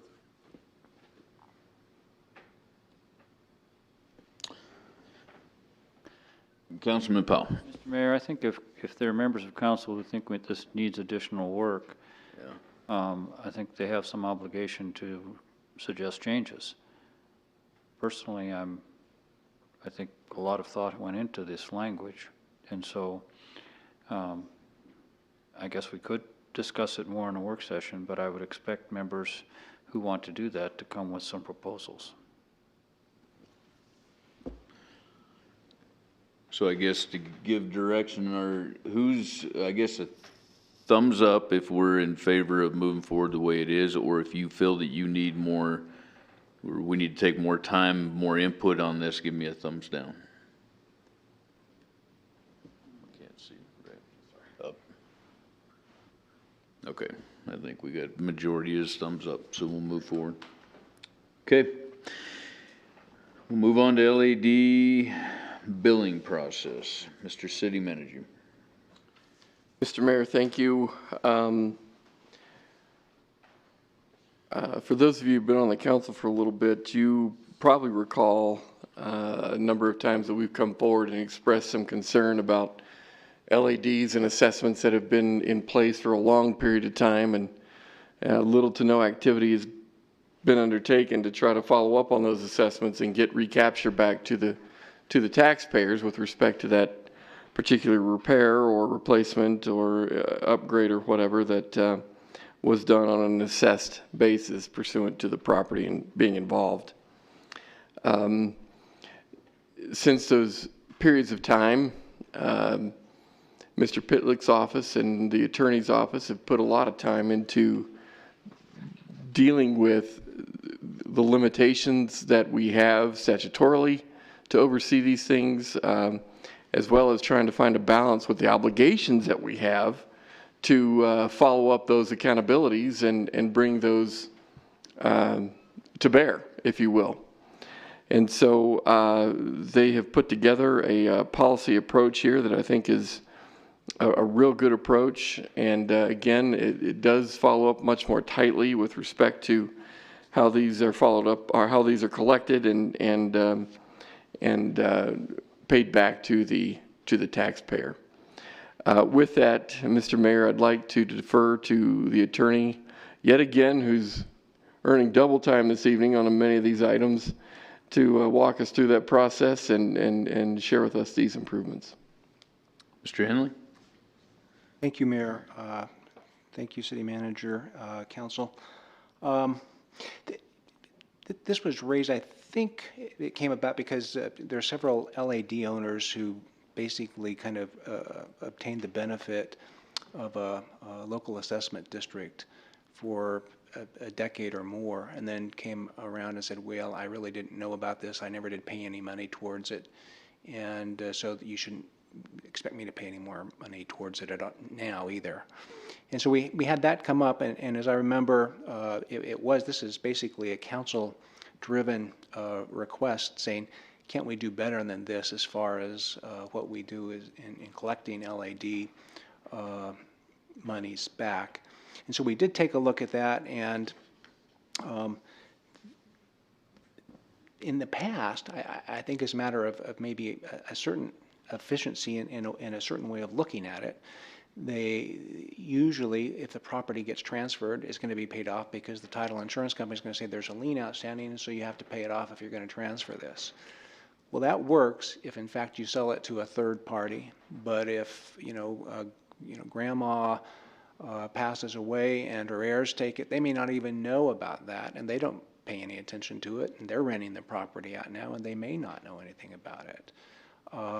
Or if you have two people and they just get together and it's a relatively low income type of property and they sell it between themselves, they don't go check the title. They get a warranty deed and they're off and running. So you have that, and so there are times when the collection efforts in the past probably would have been insufficient. And so the council, you had requested that our office take a look at this and see if we couldn't come up with a little bit better option to up our game when it comes to collecting on these LAD matters. And so in that regard, basically, if you look at page 3, we have those listed out by bullet point there. And take advantage of technology. Let's use email billing statements in addition to relying solely on United States Postal Service mailings.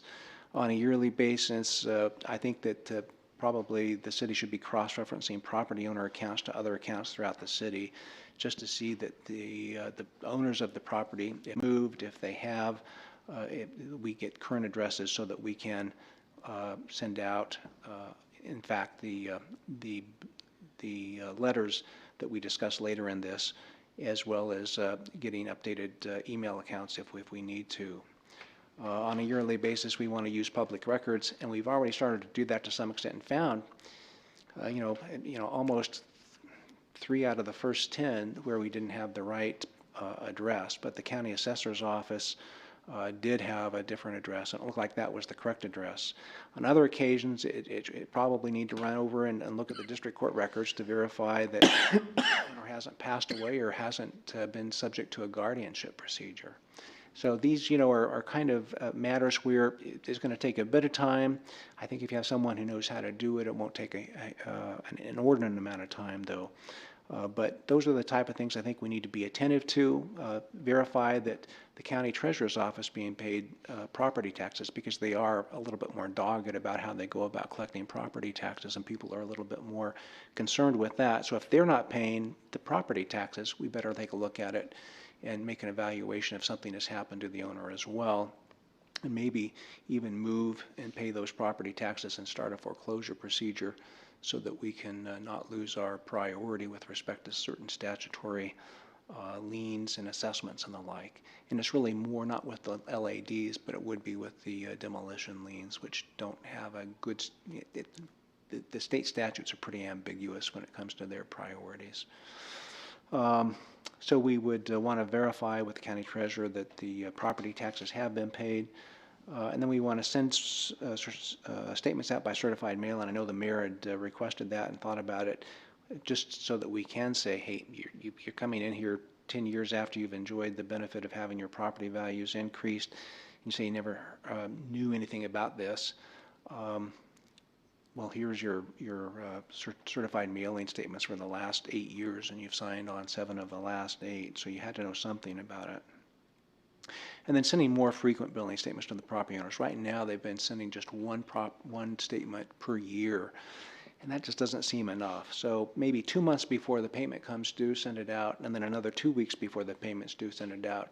And if you don't get anything within 5 days, refer it to the city attorney's office, and we can start our dunning process there and exploring whether or not we do have a problem with either the owner passing away, the property's been transferred to somebody who perhaps hasn't done a good job in searching the title, or if the owner is incompetent. So there's a variety of things that could happen, but we can probably sort out most of those. I'm sure not 100%, but most of them I would like to think we could at least sort out. Whether there will be any money at the end of the line, that's hard to say too. So in that regard, that's what we have in mind. Basically, we would, at that point then, look at a case-by-case basis. I'd like to think if we're on this at the beginning, we could have people kind of paying routinely and get them into the routine of paying liens for LADs, just like you would pay a property tax, because in essence, that's what it is. It's just that we don't have the enforcement mechanism really quite as thoroughly ingrained as the county treasurer's office has.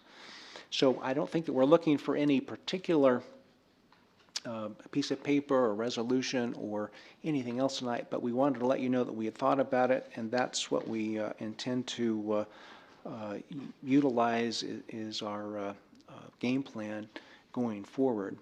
And certainly if you have additional recommendations or desires in that regard, we'd be happy to incorporate those into our processes. Councilman Hopkins. Thank you. I don't want to prolong this. It doesn't sound like there's a lot of dollars involved here, quite honestly. But maybe I misunderstand it. When we do an LAD, I thought that we end up putting a document on the deed and it's registered, and when you get a bill every year for your taxes, that LAD is on there. It's listed separately on the tax bill. And maybe that's not right, but. It is not on the tax bill. It's just basically it would be generated from the city of Casper, but it's not on the county treasurer's bill. So that the money goes directly to the city of Casper, not through Natrona County. Correct. Mr. Mayor, may I follow up on Councilman Hopkins' question? Yes, sir. The other question that I want to be sure we include with regard to this policy is a more definitive effort to make sure that that particular assessment is attached to the deed, so that if indeed we do have these transactions taking place. Necessarily has not been done that way. Well, I think it's been not as strictly followed up on in that regard. And so I'm hoping we can take that approach from now on at least. That helps. Thank you. I guess two questions that I would have is if it's attached to the deed, obviously when the property's sold and the title commitment comes up, it'd have to be paid in full at that time, is the first thing I would assume. Secondly, we look at like the tax assessments that came out this year, and we've had discussions about those, how those have gone up. When those go up, it changes on your escrow account, so you'll see an increase in your payment. Is there a way that we can, when an LAD is put into place, that that could be attached, basically put into escrow to where it would be an increase in the payment, but at least it's getting paid, it's going to be paid monthly for a 12-month period of time, but at least it's getting paid and you're not relying upon notifying a person and saying, hey, don't forget you got a payment due this year. Is there a way of attaching it to where it could be put into escrow and it would be, instead of, if they had a $240 a year payment due, we'll just, for the sake of terms, it's, whatever that, $20 a month or whatever. And if I may. Yes, sir. Go ahead. Thank you, Mayor. And I may not be as conversant with business practices as certainly as you are, and as some of the other council members are probably as well. But I believe that requirement, when it goes into an escrow situation, it's usually the mortgagor or the mortgagee that demands that it be put into the escrow, and they establish an escrow account to pay the mortgage off. I don't believe it's a government escrow account. I think your taxes will go up, and your taxes will go up. In this situation, we basically have 10 years of equal payments, but with interest if you don't pay it all in the first 90 days. So if I'm wrong about that, I would be happy to hear about it, though, but I can't think of a way that we could establish an escrow account unless we have a separate agreement with them, which, at least under the way the statutes are right now, isn't contemplated. That's not to say that it couldn't. Unless we hold the mortgage. Well, but I guess I'm asking that in the form of a question if we can find that out, because if your insurance goes up, the insurance company notifies your mortgage company and your payment goes up accordingly. I can tell you that my taxes went up, and then they've been corrected since, but my taxes went up this year, and I got a notification from the bank that they've been notified that my taxes increased, and so therefore my payment would increase. So I would think if the county assessor's office is somehow able to notify a mortgage company that the tax assessments went up, and so therefore the the escrow amount or the amount going into escrow or your monthly payment is gonna go up accordingly, how are we any different with an LAD than a county tax assessor? So that's a question. I don't know the answer to it, but it's a question. Fair enough. Councilman Kathy. I had a question as well, because we were talking about these LADs having to be paid off when property transfers. Doesn't the LAD transfer with the property? In other words, if I'm signed up with a 10-year LAD and 5 years into it, I sell the property, I don't have to pay that other 5 years. That goes along with the property, doesn't it? And so they would continue paying those. Okay. Mr. Mayor, Councilman Kathy, unless it's required to take care of that assessment before they close on the property. I mean, I suppose That would be a condition in, basically a condition of sale then, but not specifically having to occur. Right. Okay. Typically, yeah, they want to give clear title. Your title insurance company will require that because they want to make sure it's clear title when it's transferred. So they do usually make you pay that additional 5 years off. But I could see where they could have some exception to that if the buyer agreed to have that title exception still listed on their policy. Okay. Normally, it would be a condition of the title that you'd have to have clear title. In order to have clear title, you'd have to have no debt against the property whatsoever. So it would be a requirement in most, I don't know any case really it wouldn't be, to where it would have to be paid off. Okay. Let's proceed. Okay, we good? All right. Okay. Move on to the Animal Care and Control Ordinance. Mr. City Manager.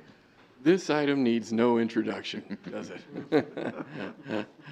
The purpose of tonight's conversation was to follow up on the amendments. Council was concerned that the number of amendments coming forward was a little overwhelming to try to consider in third reading by itself, and so Council asked, appropriately so, for a little more study time, if you will, on these matters. And tonight we have that opportunity to converse about these amendments and clarify anything that council would see fit.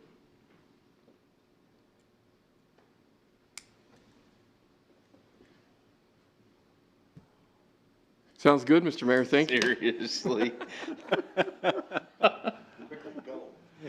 Thumbs up.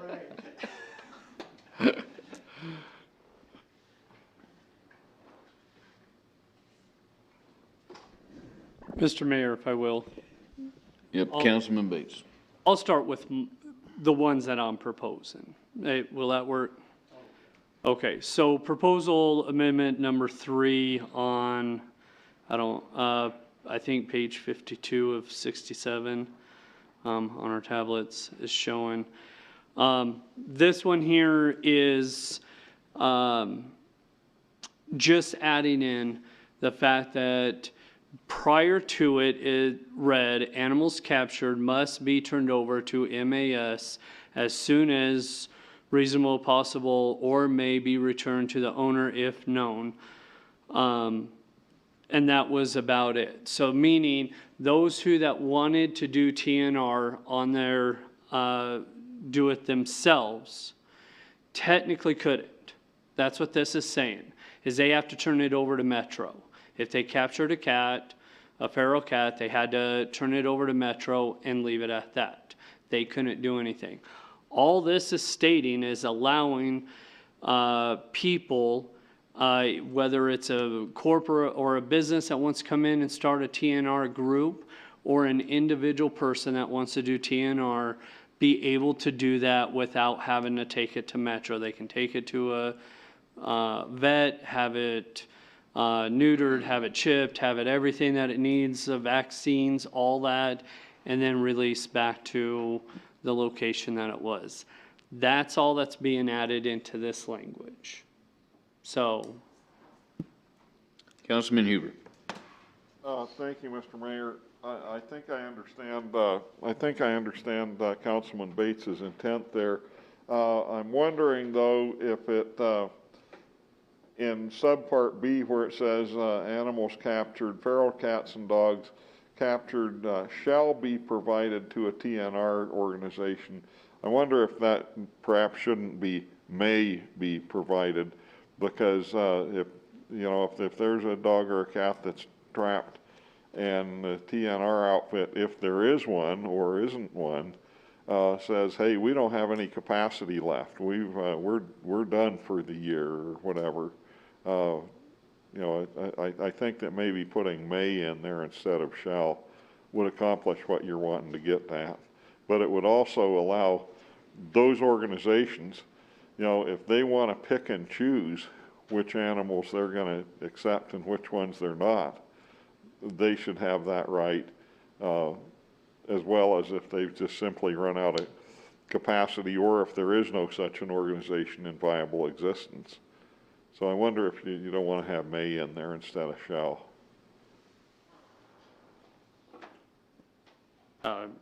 Whatever the attorney thinks, I don't have a problem with that. Whatever council chooses. Close enough. May? Okay, we're good with May. Great, Councilman, I'll go ahead and make that change before it goes out in the packet this Friday then. Anybody, we good to move? Well, hang on one second, though. So at the end of that, because you're saying that they can go through that program and then be returned. So should you also put at the end of that, or turned over to Metro Animal Control? Because that just kind of leaves it open-ended that you can. We talk about animals captured other than feral cats and dogs must be turned over to Metro Animal Control as reasonably possible, or as soon as reasonably possible, or may be returned to the owner if known. Okay, that's fine. But then when we talk about feral cats and dogs, captured pursuant to trap, neuter, and return program or effort shall or may be provided to a TNR organization or the TNR volunteer for neutering and return. And I think we should add on there, or immediately, or turned over to Metro Animal Control as soon as possible. Mr. City Manager. Mr. Mayor, I think you're capturing at least an element of my concern in that we don't want to make it illegal for Metro to receive a feral cat, particularly in light of the fact that it might be possible that a TNR may not be available at the time, or the capacity may not be in place, or et cetera. And so I think that's pretty helpful to not make it illegal, if you will, for Metro to receive one if they need to. So maybe just animal shelter, because we also got either Metro or Humane Society, so just an animal shelter.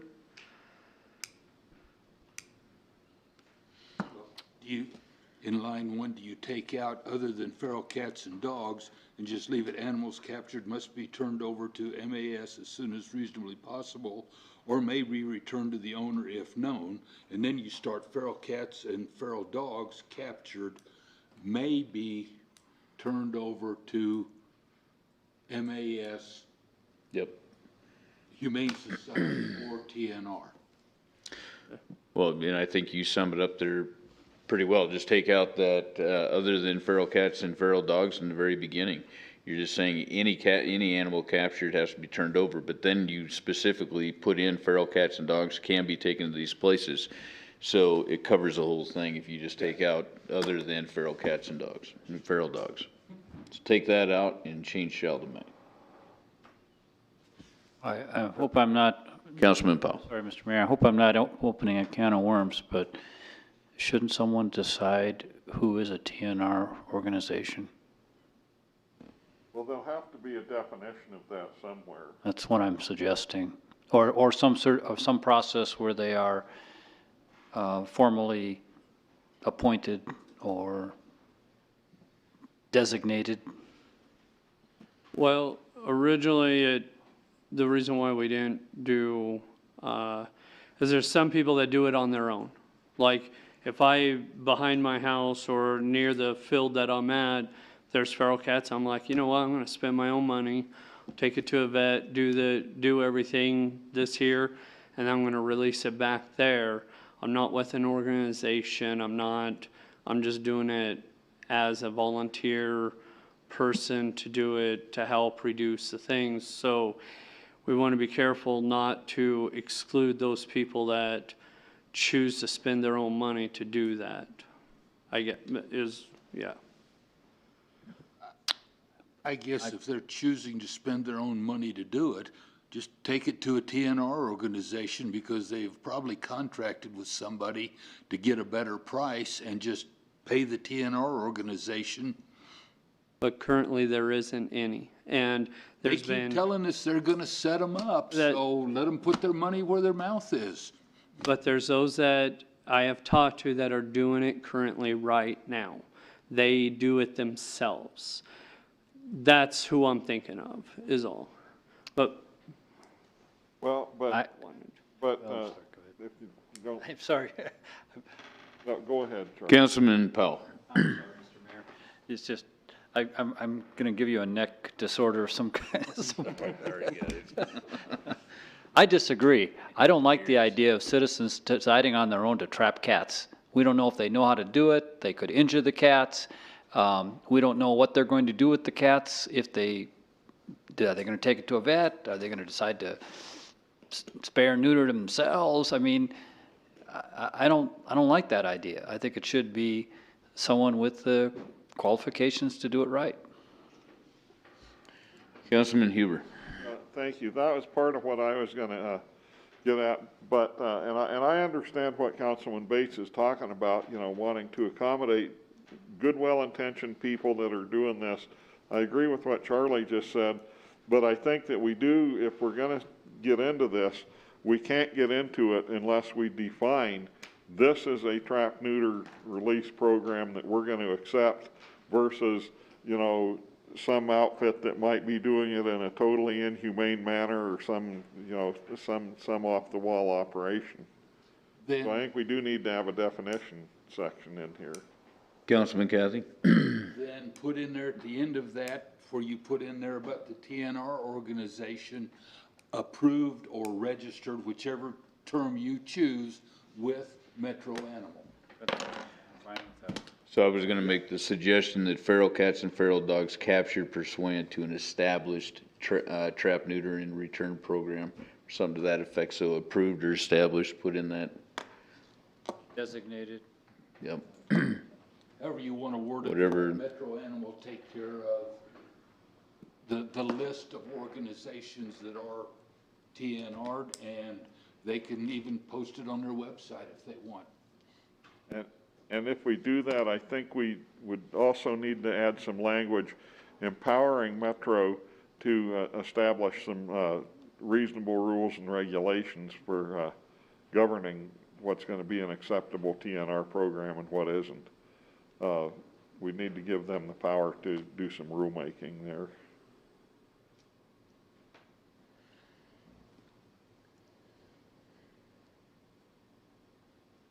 Are we good on that amendment?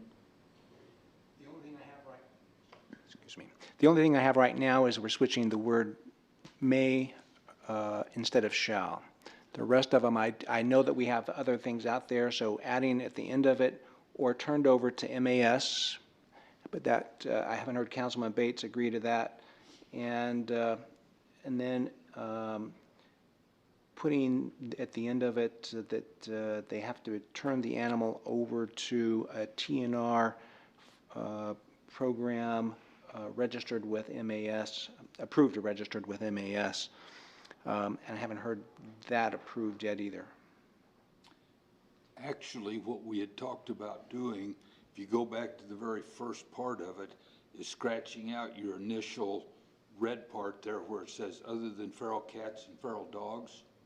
We're going to remove that and then come down where you start back in the red and put feral cats and feral dogs captured. Take out the pursuant to trap, neuter, return program efforts may be provided to a TNR organization, MAS, or another animal shelter approved by MAS. Isn't that what we were talking about, Mr. Mayor? Yep. I think that sums it up.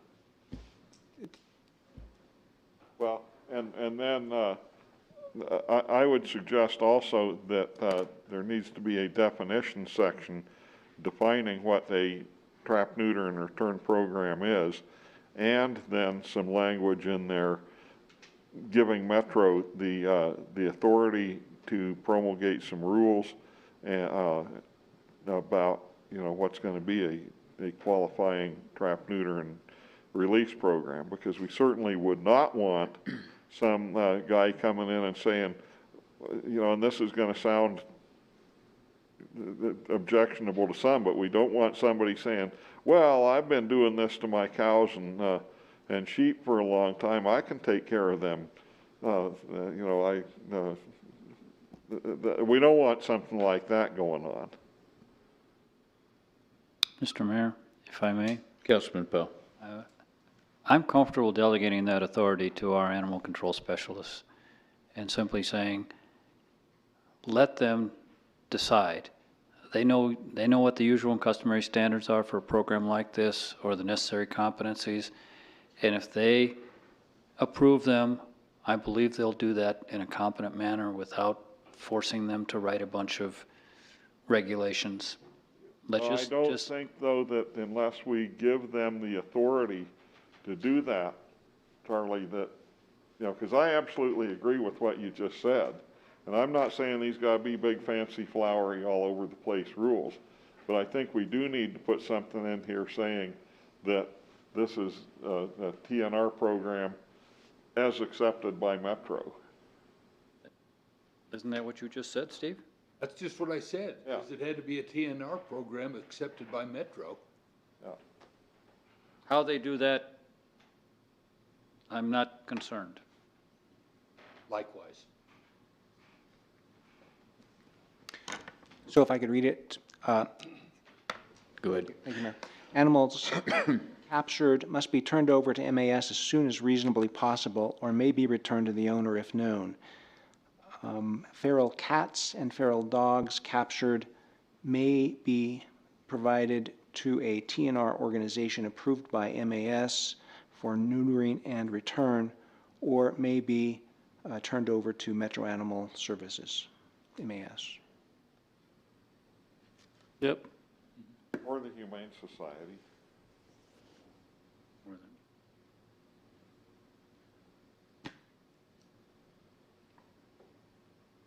You good with that? Yep. Okay, Great, thank you. thank you. And we'll move on to the next one is also yours, Councilman Bates. So this amendment is basically taking out the feral cat and dog from the feeding ban. And if we're going to look at the TNR program, I think that we should give that a shot and see what happens. If in a few years we don't see a decrease and we continue to see a problem with the feral cats and dogs, we can come back in and look at the feeding ban. I know it's like, well, we don't want to keep revisiting it. Well, with the things like this, new stuff comes up all the time, so it may turn around. But as Sean mentioned about the possible of criminalizing somebody for feeding a cat to find out what, is this a feral cat, is this not a feral cat, spending the time and energy and everything that will go into it. This amendment is to still say that feeding non-domesticated animals is prohibited, as deers and so forth. But at the very end, feral cats and dogs are not considered as non-domesticated animals. So that's my proposal, is take that out. Councilman Huber? Obviously, something that we're going to have to vote on. I oppose this amendment. I will tell you, I think anybody that knows anything about any animal species, human, mammals, fish, birds, beasts, or fish, well-nourished creatures reproduce at a rate greater than non-well-nourished things. And if our objective is to try to eliminate the problem of feral dogs and cats and everything out there, you know, telling people that, yeah, it's okay for you to keep feeding them is absolutely counterproductive. And I would challenge you to find any animal husbandry person that's going to tell you that a well-nourished animal is not going to reproduce at a greater rate than some other animal. Councilman Bates. And I will point out that they will reproduce, and they're going to produce worse, and you're going to continue to get possibly worse. They're going to become infected. They're going to affect our squirrels or birds or rabbits and many other animals, and you could cause an actual disease problem if you choose not to feed them. And then we're going to have a whole nother issue on our hands here in the future, where if we do the trap and neuter release, we see what happens, everything stays healthy to a point except for the cats. We're limiting them from reproducing. I think feeding them is not that big of an issue. I don't feel that it is. As I stated in news article and stuff, we don't have 50, 60 cats in our, all over the streets, all over, everywhere we turn, we see them. There are places more outside of town that we see them than we do in town. I just don't believe that starving an animal is going to be a solution. I think it's going to turn out to be a bigger problem than not. That's my personal opinion. And reading up on the TNR, talking to the different people that have sent the stuff. And yes, I got the 100 emails, and yes, I replied to every single one of them, and I even called the numbers that were local here in Casper and talked to a bunch of them. I did my homework and studying on this, and as you look up feeding bans, you don't find any good, solid evidence on the internet that feeding bans are good, that they work, that they're justified. But TNR, you will. So I know that this is one that we're going to have to vote on, but I really ask you guys, if you haven't looked into it, study up on it, because I'm pretty sure you'd side where I'm at on this one.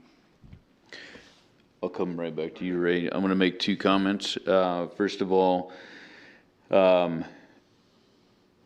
say that by not feeding animals you create disease, refer back to Game and Fish that was in here talking about when we do feed animals, wild animals, you do create disease. Chronic wasting disease is one of the biggest ones that is created. So it's created either way.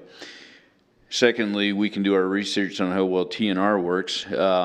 But I just literally this weekend, I was telling the manager this earlier today, this weekend I had that proverbial stack of boxes in my corner that have been sitting there forever. And so I decided to open them up and go through them. And in going through them, I found a newspaper article that I had kept that was dated from 2012, so 8 years ago. And it was a local gal here that both Councilman Huber and I know. And she's been involved in animal rescue and whatnot for the longest time in this community. And she specifically talked about TNR and how well it works and how a veterinarian came down from Jackson to do these clinics, and it was a great thing. Well, if it's such a great thing and it works so well, why are we discussing it today? And why do we not have people in place doing TNR? And why have we not had people in place doing TNR? This has continued to be a problem. We can sit here today and say TNR works, but if it's not in place, it's not established, not in your community, it's not going to work. It's not going to happen because you don't have the people here to do it. I ran Metro for a very small, short period of time in my tenure with the police department. back then, we had veterinarians that would come into town and do TNR, but there's nobody that's been established. And I've listened to this, these last few meetings that we're going to put it in place and we're going to make this happen. It hasn't happened in 8 years. So I'm very skeptical of whether it's going to come through. And at the end of the day, all of this has gone to nothing if there's no TNRs that are established. So does it work? Yeah, if you have it in your community and if people actually follow through with it. But we're talking about it today. It was here in 2012. It was here for a very short period of time in 2014 because we brought them from out of town to come in and do it. So TNR might work, but it's failed in this community for the last 8 years. I can tell you that much. Okay. Councilman Cathy.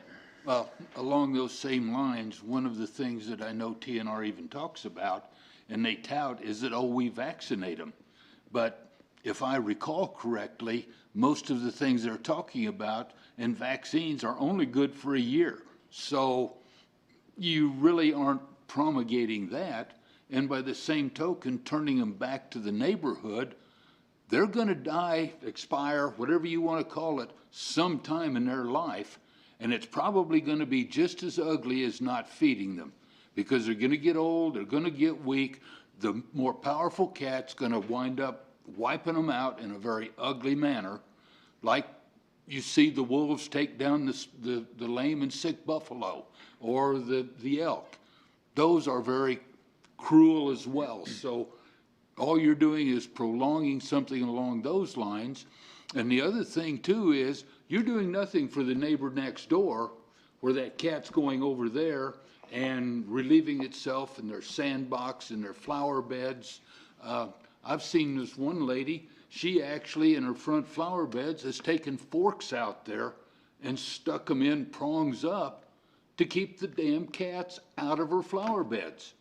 So, I mean, TNR is still a pain for the neighbors around them, which we need to think about as well. So now, are we supposed to be more concerned about the cat or about the people? And I guess I'll put it right out there. I'm more concerned about the people. I want to add one more comment to, kind of back to what you said.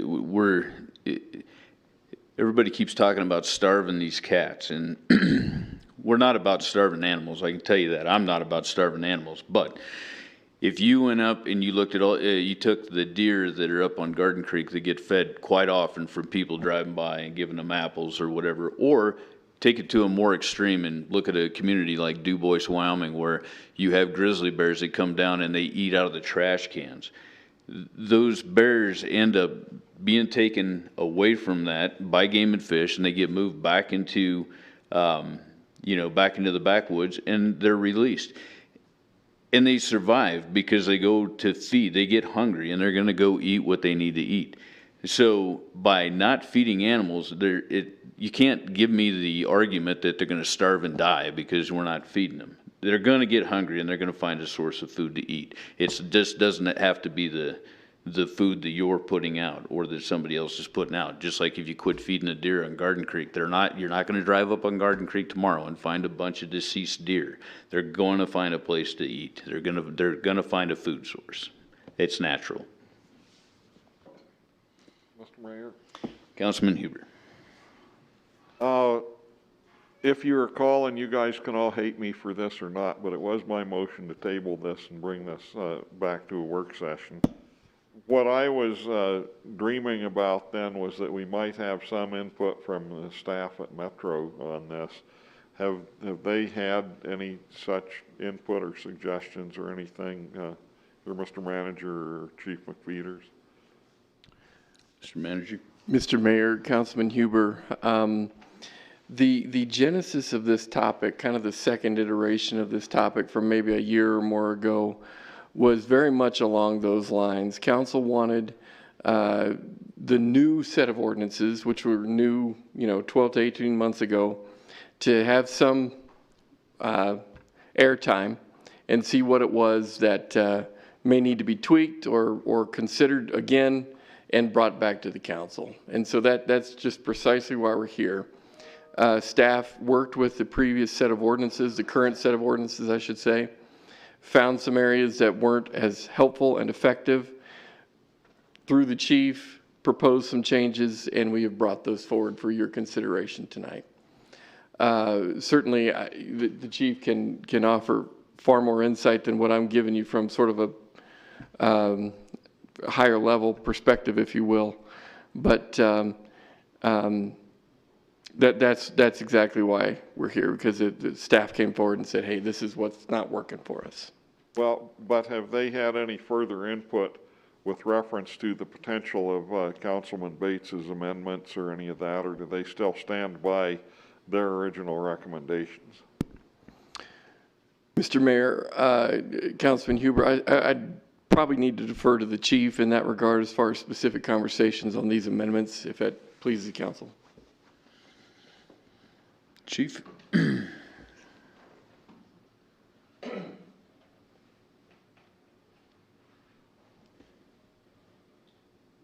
Mayor, council, I don't want to be caught off guards here. We're speaking right now on the topic of feral cat, or the feeding of feral cats. Yeah, that's the main thing I'm curious. My staff absolutely still supports, I think, the Fish and Game and the Audubon Society. We're still very much supportive of this. Councilman Cathy brought up one of our main contentions is that TNR is, we don't oppose a TNR program. We just don't think it's mutually exclusive. All of these are just tools to help reduce a problem. We've been corresponding with a woman who leased her property to a woman who then began to feed feral cats. The property owner was then forced to deal with these cats, and after having trapped approximately 20 of them that were impounded, sick, pregnant, and had to deal with the property damage that had been caused at her property because of the feeding of these feral cats and the congregation at her property, she eventually had to evict the tenant. That is a firsthand account that I've summarized for you of what we're trying to accomplish with, there are more things than just the feeding that we're dealing with. We're also dealing with the neighbors that are dealing with the aftermath of this. And that's one of the issues that we have with the TNR program, is it doesn't necessarily give relief to the people that surround the person that chooses to congregate those cats through the feeding. So when it comes to the feeding of wildlife and other non-domesticated animals, we still support that. We believe it's in the best interests of the community, and that it causes us unnecessary responses that we would like to just have another tool in the box to help minimize those. We are not saying that a feeding ban is going to cure the problem. We're not saying that a TNR program is going to feed them. We believe they're both tools that can be accessed to incrementally get us to the public safety and health of our community goals, which we're trying to achieve. Thank you, Chief. Councilman Powell. Thank you, Mr. Mayor. None of us enjoy the prospect of creating rules and preventing people from doing what they think is a humane practice. But I know we have a lot of people watching. I think we probably have people who will be watching us discuss this. And I just made a list of some of the adjectives that have been used, pointed in our direction as we've discussed how to handle this problem. People have been horrified. They've called us antiquated, cruel, disgusting, heinous. They are appalled. We are monsters. It's absurd. It's evil. And it's unmoral to consider a feeding ban. Well, I'd like to remind people that we got an email from the People for the Ethical Treatment of Animals that described TNR as a misguided program that causes far more harm than good, and that they quote from the National Association of State Public Health Veterinarians that basically say stray dogs, cats, and ferrets should be removed from the community. And they list at least 15 diseases, none of which I believe are vaccinated against that are spread by feral animals in the community. And that the lifestyle that these animals lead is far from, whether it's obviously a very dangerous to the animals and to the community that when we have these feral cats roaming. And there is disease spread. So I don't like the idea of creating rules preventing people from doing something they think is humane, but I think feeding animals that are not in someone's care is a dangerous practice that spreads disease and causes damage to property. And I just can't see excluding cats and dogs and then saying, well, you can't feed the turkeys, you can't feed the deer, but you can feed the cats and the dogs. I just think an animal that isn't in someone's regular care should not be fed, and we should make that something we would sanction.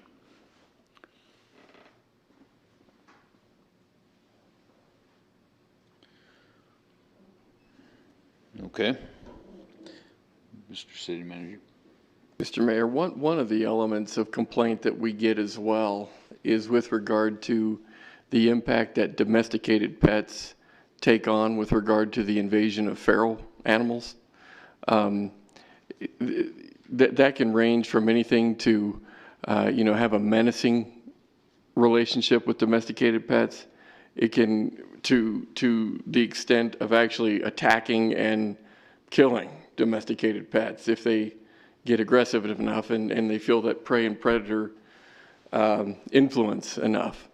And so I'm still confused by the position that is taken here on the advocate's part, because the reality is feral animals do prey on domesticated animals if they get the chance. And I think we have an obligation to protect domesticated pets as well from these kinds of circumstances. And those that have that issue don't lose the issue real easily. And frankly, I think they need a recourse. And right now there is none without something like this. Okay. Councilman Huber. I would just like to offer one additional thought here. We have a leash law that covers both cats and dogs. It seems to me that it is, to say the least, highly incongruous to say that, well, it's okay for you to have these, quote, community, whatever kind of euphemism, whatever kind of soft words you want to use, but you got these feral dogs and cats out there running around, and it's okay for you to take care of them and try and maintain them in your neighborhood and feed them and those kind of things. And they don't have to be leashed or anything like that. Just today I saw the nicest little black dog walking along on 13th Street, and I was really worried that poor little doggy was going to get out in the street. We have leash laws for dogs and cats for a reason. The incongruity of saying that, well, you can have all these feral dogs and cats just running around loose, I'm just astonished by that people that claim to be compassionate towards these creatures think that that's a good idea. Mr. Mayor? Councilman Cassidy. When this comes up for reading on Tuesday night, will we wind up actually going through these amendments then? And this is basically a discussion to discuss the amendments. Oh, am I reading and understanding that appropriately? Mr. Mayor, Councilman Cathy, the approach would be that each amendment would basically have its time on the table, so to speak, and voted up or down. Okay. As a potential addition to the ordinance that's on the table currently. Just like you normally would is discussion, amendments, Amendment 1, yay, nay, Amendment 2, yay, nay. Okay. Positively. So basically, Council, regardless of what our opinions are here, Councilman Bates is still more than free to bring up this as amendment number 4, and then it would be voted on at that time. If I get a second, if nobody seconds it, it just dies right. I understand, but what I'm getting at is you still have the opportunity, and I didn't want you to think that because several of us had said no, that you still didn't have the right to bring it up. So that was where I was headed with my comments. Any further discussion on this amendment? On to number 5. Okay, so let's move on. So number 5 is mine as well. I know you guys are gonna get sick of me, I'm sorry. This here is, I'm hoping it'd be just simple. It's, you can either have chickens or you can have ducks. You can't have both, and you can only up to 6 in city limits. And everything that applies to chickens, rules-wise, applies to the same thing as ducks.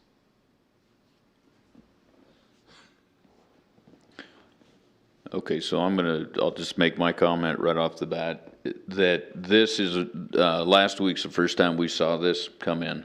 And it would be, in my opinion, that if you're gonna make a change like this to an ordinance, that the public has the right to have 3 hearings on this and to be able to have their say. To me, this looks very terrible of us to go in and put this kind of an amendment in on the 3rd reading, because it's almost like we're just sliding something in to get it passed. And I do not agree with that whatsoever. So if this is something that, in my opinion, but if this is something that you think needs to be changed, I would ask that we come back as a change to an ordinance with 3 readings to it and not do it on the third reading. That's my opinion only, but I think it looks very bad on our behalf to do something like this. And I am totally okay with that. I understand that. I know that it was a person brought it up. I brought it up again just at the end of around the table, that's something I'd like to see. We were talking about animal ordinance. So I brought it up then, which I should have brought up in first. I didn't register. So I'm totally okay if we revisit this at a later date. I don't have a problem with that. Councilman Poe. Thank you. And I think our agenda is pretty full for the rest of the year. I said, I think our agenda is pretty full for the rest of the year. So January would be a good time to take this on.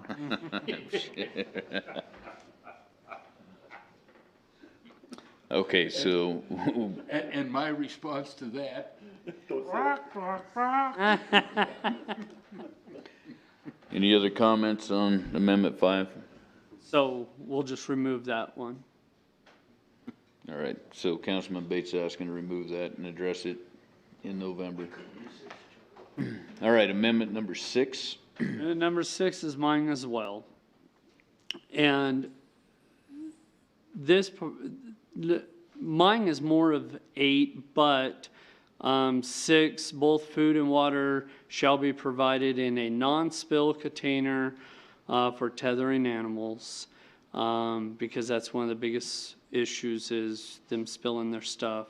A means to escape from severe temperatures, weathers be provided while they're tethered.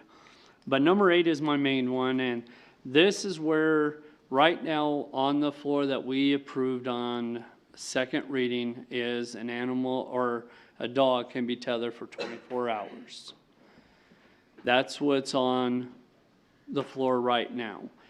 To compromise regarding how long is number 8, if an animal owner has a fenced yard which will contain the owner's animal, the animal may not be tethered for more than 2 hours in a 24-hour period. You have somebody over to barbecue, you don't want your dog jumping all over them, you can tether them up or put them inside, whichever, but the tethering's an option. If the owner does not have a fence yard which will contain the owner's animal, the animal may be tethered no more than 10 hours in a 24-hour period. The biggest complaint that I've received from people on email is, and this is how do you manage that, or how do you know whether they've been for 10 hours or not? I asked Mr. Henley regarding an option. The Game and Fish uses trail cameras to catch poachers all the time. Officers have body cameras to record every situation, every conversation, everything that goes on. Why couldn't we set up Metro with trail cameras? If somebody's that concerned, if I'm concerned about my neighbor having a dog, and call Metro and saying they've been tethered up for 10 hours, will you come back tomorrow morning, set up your trail camera right on that tree, facing down right where that dog's gonna be tethered? It's the city's property camera. It sits there, they come back the next day, they pull the camera, they view the videotape, and they find that, yes, the dog's been there for 10 hours. Is that legal? Yes. From my understanding it from Henley, can it be subjected to court and be viewed in court from Metro as far as that? My understanding is yes, that is an option that can be there. Is that an option that the police department and Metro want to do? I don't know, I didn't ask them. I just asked, is it legal? Because that's what I really wanted to know. Can it be put in somebody's window or anything? Facing a window? No, it can't be anything. It has to be that aspect there on the person's complaint property. So the 10 hours, how do we enforce it? That's a way we could enforce it if they chose to take that on, and if we approved to get them trail cameras. But this part here, I believe, is a good compromise. You have a fence, don't tether your dog. You have a fence. You don't want them tearing up your yard, don't have a dog. Or build a dog run. If you don't have a fence, there's a lot of good owners out there that need to tether their dogs, but they treat their dogs really, really well, really good. And I don't want to eliminate them from having a dog. I don't think that that's fair. So I figure this is a good compromise. Councilman Huber. Thank you, Mr. Mayor. I'd like to offer a couple of friendly suggestions to Councilman Bates on this. On item number 4, in items 1 and 2, you talk about animals. Item number 4, you say the dog. I suggest that you might want to change that to the animal must be tethered that way. And then in item number 7, I would suggest a rewording of that to the effect that adequate protection from weather conditions shall be provided, and in no event shall an animal be tethered in a cruel or abusive manner. Because I think that would accommodate what Vice Mayor Lutz's concern was about focusing on animal cruelty about that. And I agree with putting back into our thing limits on hourly limits on how long an animal could be tethered for. And the argument that, well, that would be hard to enforce in this day and age, where people can, if a neighbor or any passerby is concerned, all they got to do is they can take a little picture with their telephone and it'll stamp right on there, 8 o'clock in the morning on June 24th. Come back, 10 o'clock in the morning, June 24th, 11 o'clock in the morning, 1 o'clock, 2 o'clock, 3 o'clock rock, and I can, I knew I'd get a smile out of you, Steve. But I think that'd be easy to prove, in this day and age with digital cameras and everything. And so I would just make those friendly suggestions to your amendment there.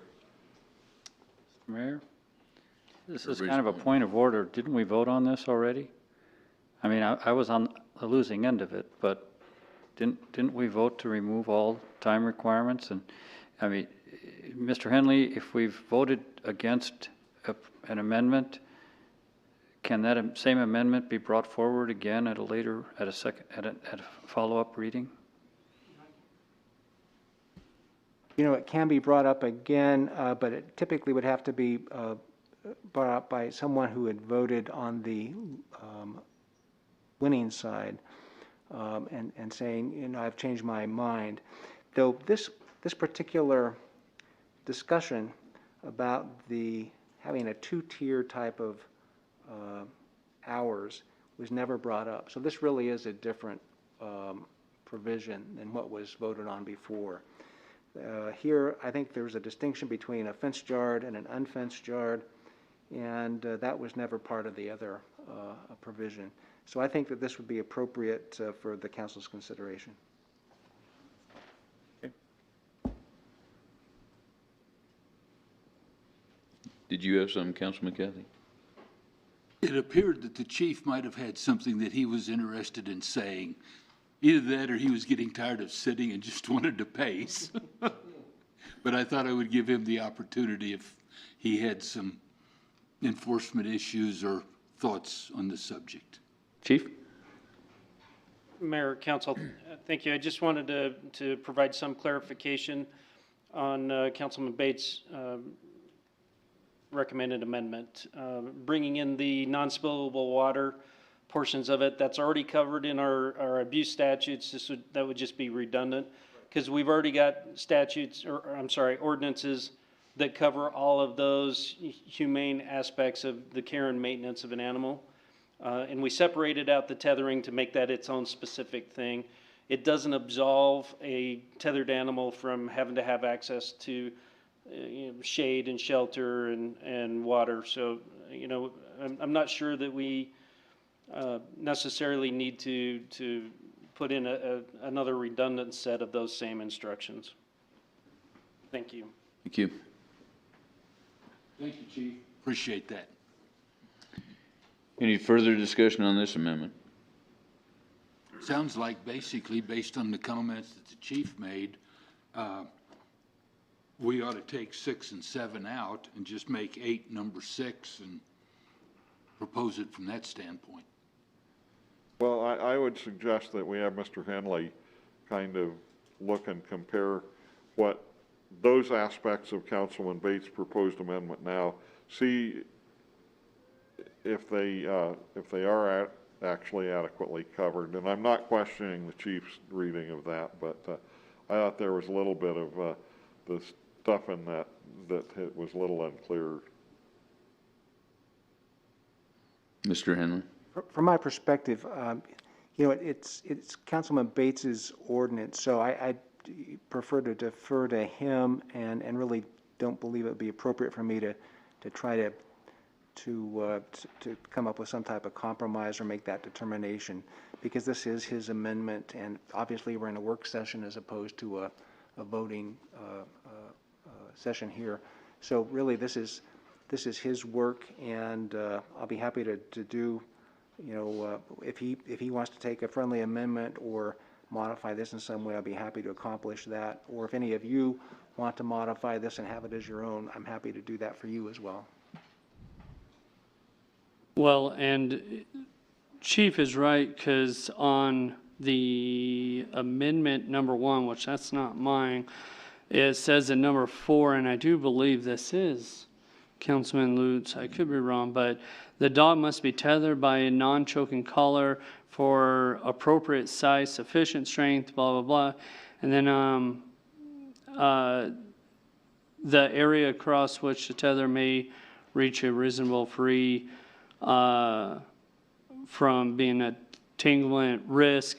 And I do believe he's actually right that it's already in there talking about, I don't know if it specifically says a if it says a non-spilled container but for the tethered animal. So I guess that's the one thing that I'd like clarification on, if that is in another section. If so, I don't mind removing 6 and 7.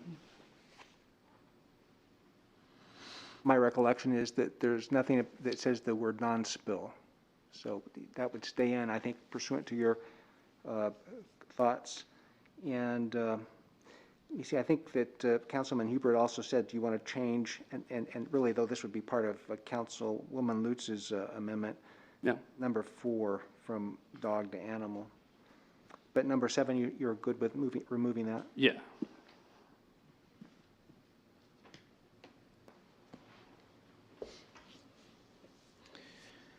Anything else on that amendment? All right, so we'll go back to, excuse me, amendment number 1. And I do believe this was Vice Mayor Lutz's amendment. Does anybody, Mr. Mayor, in fact, the 2 items that came forward with this particular amendment from Vice Mayor Lutz was items 4 and 5 only. And those 2 items had not been voted on as an amendment yet. okay, so that's not going to be a duplication of efforts on that either? To my knowledge, it wouldn't be, Mr. Mayor. Okay. Any comments on this amendment? Okay. And then amendment number 2.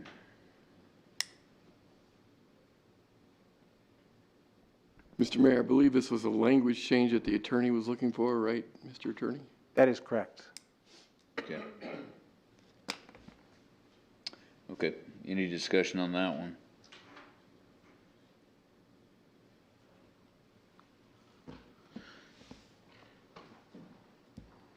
Okay. Think we have covered them all. Anything further on this? All right. Let's move on to the National Electrical Code. Mr. City Manager. Thank you, Mr. Mayor, members of the council. This too is a follow-up item from our conversation. I believe it's been the last couple of readings of the National Electric Code potentially being adopted locally here. One of the questions was with regard to the arc fault interrupters that were being proposed as being problematic. Okay, Councilman Cathy wants to jump in. Councilman Cathy. If it's okay, basically, Mr. Ellison and I have been in contact back and forth, and I think one of the best things was that arc fault, and this was from Mr. Ellison, which may be what you were fixing to read. Could be. But basically, these started off in bedrooms only back in '02. They have now been through all of codes. But the big thing is the very last statement of his deal. And it says, by state statute, the city of Casper is not allowed the ability to remove the requirement for these breakers from the NEC by ordinance. Therefore, my whole deal is a moot point. So in the essence of speeding this process up, let's move on to agenda review. If you're okay with that, Mr. City Manager. And if everybody else is. Mr. City Manager, I think there was one more question, if we can, and maybe Mr. Elston and I could ask him this question. Of course. One thing that we did ask when we were going over this, and I guess just to clarify, is that when we approve the newest version of the electrical code or the plumbing or whatever it might be that we approve, does that apply to new construction only, or new construction, any improvements that you do to a home? And I'm just to clarify this, but it doesn't necessarily across the board apply to everything. And case in point, a question that was brought up, we were talking about general inspections done by general inspectors in the field, not city inspectors, but general inspectors that would go and do real estate inspections for transactions that were taking place.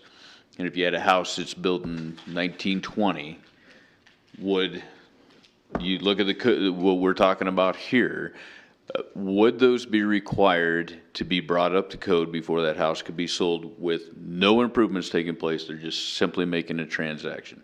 No, it would not. Mr. Mayor and City Council, the International Building Code had a Chapter 34 in 2015, which was for existing buildings. That chapter was removed in the 2018 code cycle, and we adopted the International Building Code, International Existing Building Code.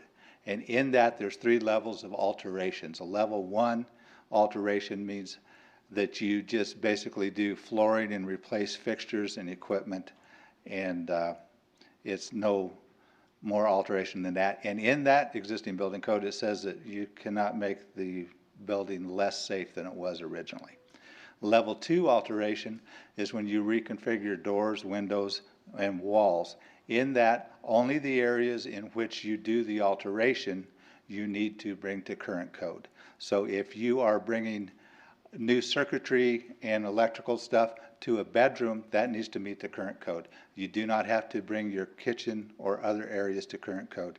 Level 3 is when you go over 50% of the work area of the building, then you need to bring it to current code throughout the structure. So in essence, when you have an older home, if you're doing no work in it, you do not have to bring it to current code. Otherwise, you'd be remodeling your homes every 3 years, every time we adopted a code. But if you do any work in it, change of ownership does not trigger code compliance. So it's only when you alter it or remodel it according to the existing building code that we have adopted by ordinance. Okay. Councilman Cathy. Question, you had mentioned it was 50% of the area of the house. Yes. I was thinking that it was of the value of the property, that the changes were over 40, 50% of the value of the house. You had to bring it all up. So it's based on square footage rather than value. Mr. Mayor and Councilman Cathy, it is based on square footage according to the existing building code, not value. Okay, thank you very much. Appreciate that. And thank you for all of the comments and everything else. I appreciated that. Thank you. Thank you. Thank you. Any other questions? Okay, anything else on that, Mr. City Manager? No, sir. All right, we'll move on to agenda review.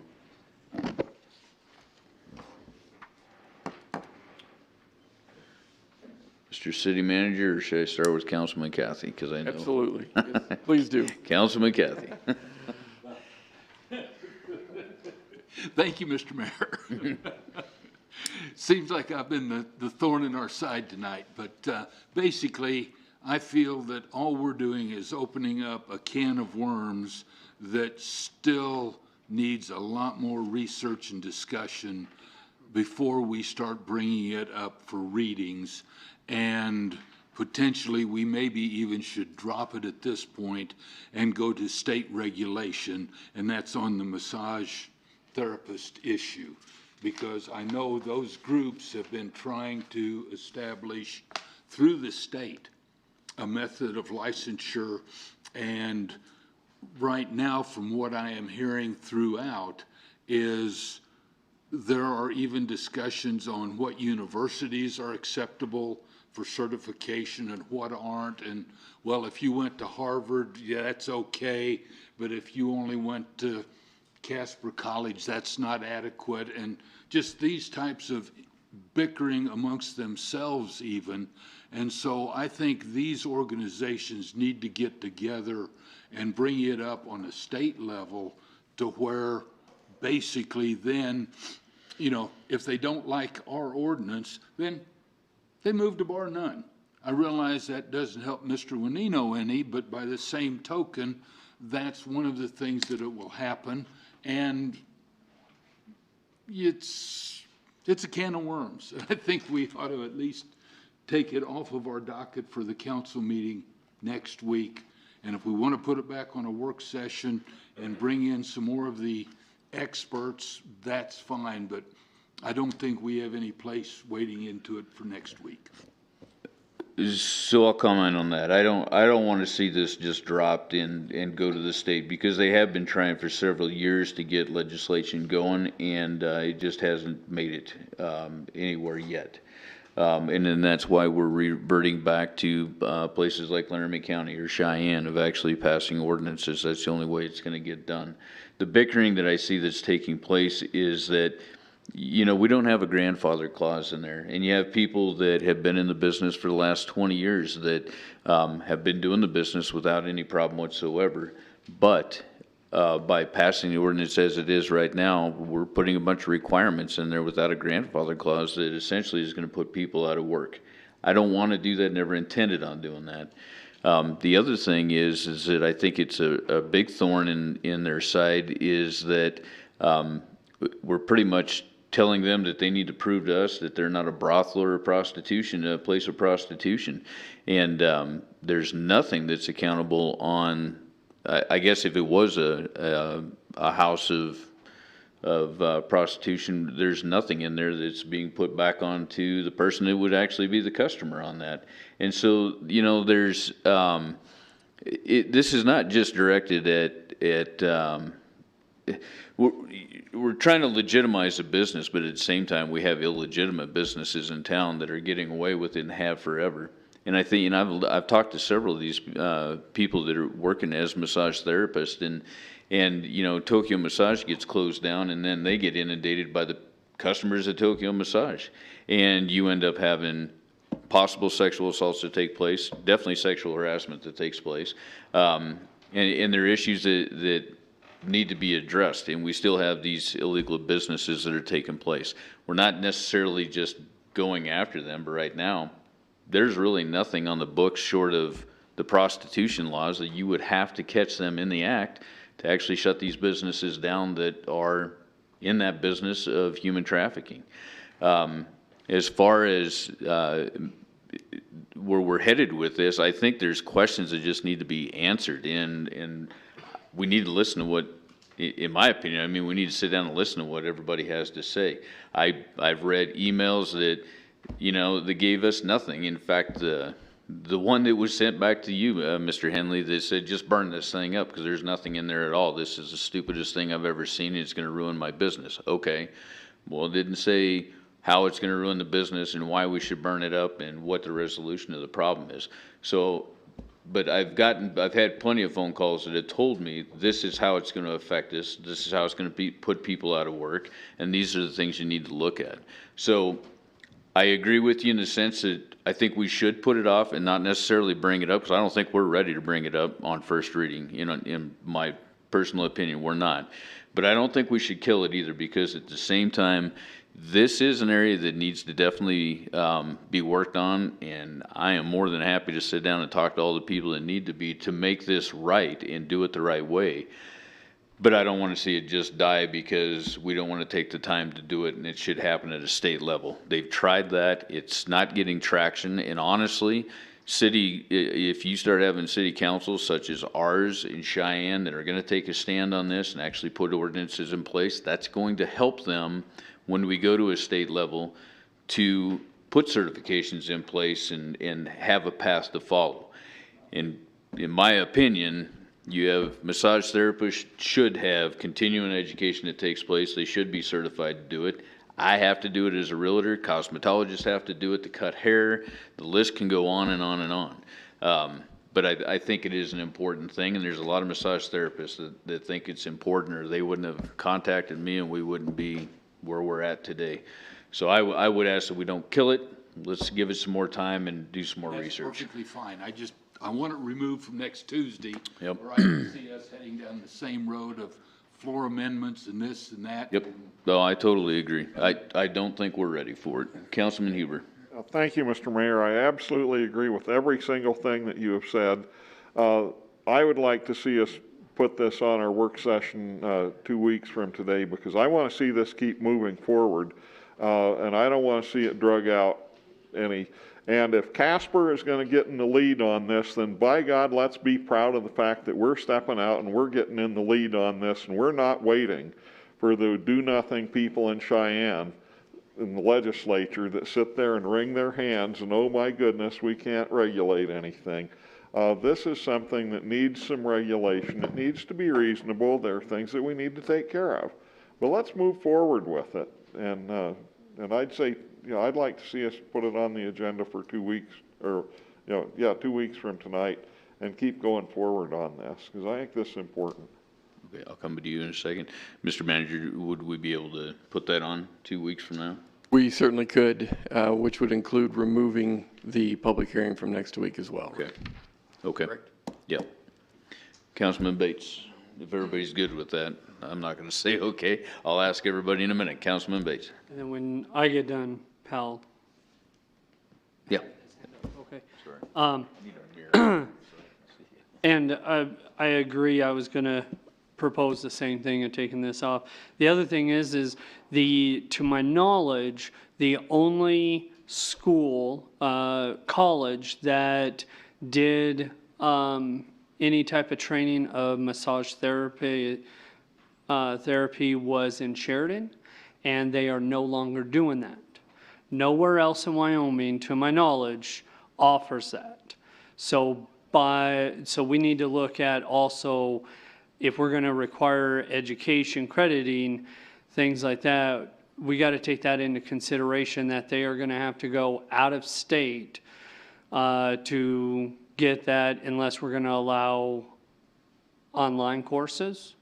So something that we need to think about when we look at this.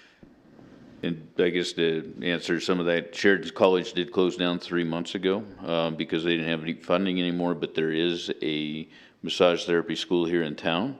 But they are working on accreditation. That's a 2-year process, so they're not quite there yet. Councilman Powell. Thank you, Mr. Mayor. I agree that we need to have some kind of grandfathering in place, and we need to talk about how to do that. I'm old enough to remember the time before counselors were licensed, and what a dogfight that was.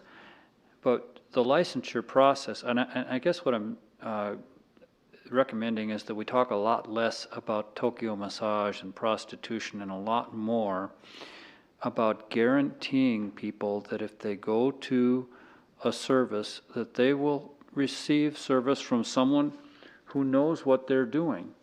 And as you said, we're cosmetologists and hairdressers. Why do we do that?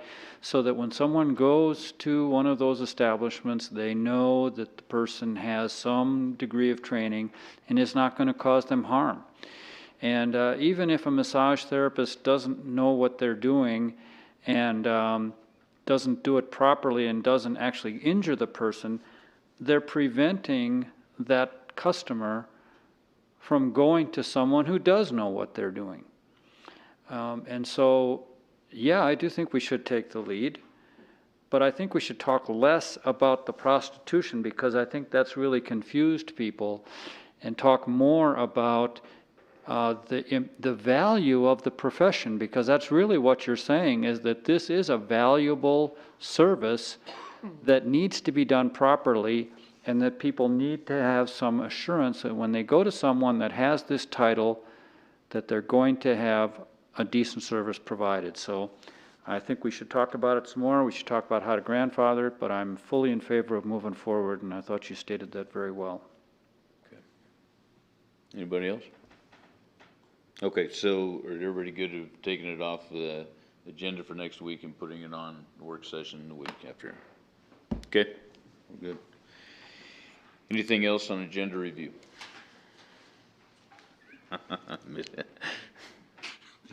Don't say it. Right. Mr. Mayor, I'll be really quick. The pre-meeting item, just to give you the real quick heads up, the Trails Trust has an opportunity to access some funds to do some improvements on what could be the Edna's Kimball Wilkins path between here and the park.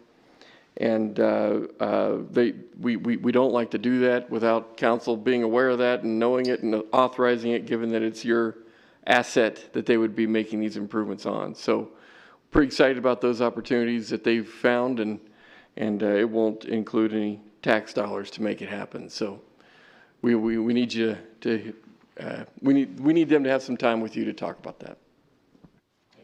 Okay. Anything else on agenda review? Legislation review? City manager, do we have anything? Mr. Mayor, the conversation has, down in Cheyenne has been largely around the CARES funding and how in fact that's going to be dispersed among businesses and communities and everything else. So we've been following that conversation rather closely, and beyond that, that's really about it. Okay. And I guess this is not really in line with legislative, but when will we find anything out about our discussions back in Washington on Midwest? Mr. Mayor, we should, I want to say those decisions are taking place mid-September, particularly as it relates to Midwest Avenue. And chances are we'll know by mid-October what the outcome is. All right. Okay, Council. Just a quick question. Earlier when we were talking about the LAD and the billing process, what do you think would be the merits of having LADs be billed with the regular tax bill from the county, and then they just slip a check to us? I mean, it would take some change in state law, but LADs are a really good way to get things done in a community, especially if, you know, a small area of a community wants to do something. And if there was some mechanism to simplify that going through the legislature, it wouldn't be a huge fight, I wouldn't think, in the legislature. And I know they're going to be busy talking about dollars and cents, but that it is a general session coming up. Just food for thought. If I could add to that, the only thing I would see is if you transfer the ownership of the property itself, that LAD would still be on that property as part of the property tax. So they'd prorate it, but it would not be. Well, I guess you would essentially be passing on the LAD to whoever the new owner is. It works just like a fire district. You know, you get so much for the school, so much for a fire district, so much for this, and your LADs. Well, it actually would make a little bit more sense, because if you did an LAD and you paid 1 year on it, you had 10 years to pay it, but then you move, you got to pay that off. So you just paid off the next 9 years, of which that person that just bought your house is going to enjoy free. Yeah. So, okay. Thank you. Yeah. Council around the table. So, Councilman Cathy. Nothing. I'm done. Wow. Councilman Powell. Could we get a brief report on how the open container worked last weekend? Were there any problems?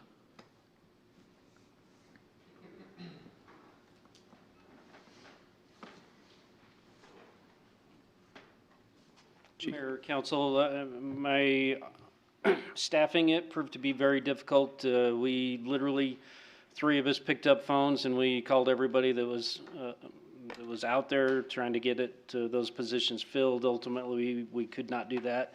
So the 2 officers that we had were stretched a little bit thin, reinforced with our normal street duty. In the end, it's my understanding that we had just 2 incidents occur during that night. So I would tell you that it's the impression of the officers. It's been reported to me that it was the first night. They predict that it's going to kind of grow and gain momentum. So the jury's still out, but we only had 2 incidents, one of which occurred slightly out of the boundaries that the council has designated, but appeared to have originated within those boundaries. Thanks, Chief. And then just one more thing. I think you all got, this is not for you, we all got this in our packet, which is Mr. Hyman's proposal to have a local TV station. And we have a lot of people in our community right now that are grieving for the loss of our local broadcasts. And I don't know if this proposal makes sense, or if it's, or what our role might be, if any. But I appreciate someone at least trying to address the problem. And we do have a public access channel, and it'd be nice to have some local news. So I hope people at least look at it and see if it can at least start a discussion about how that could happen. That's it. Thank you. Councilman Hopkins.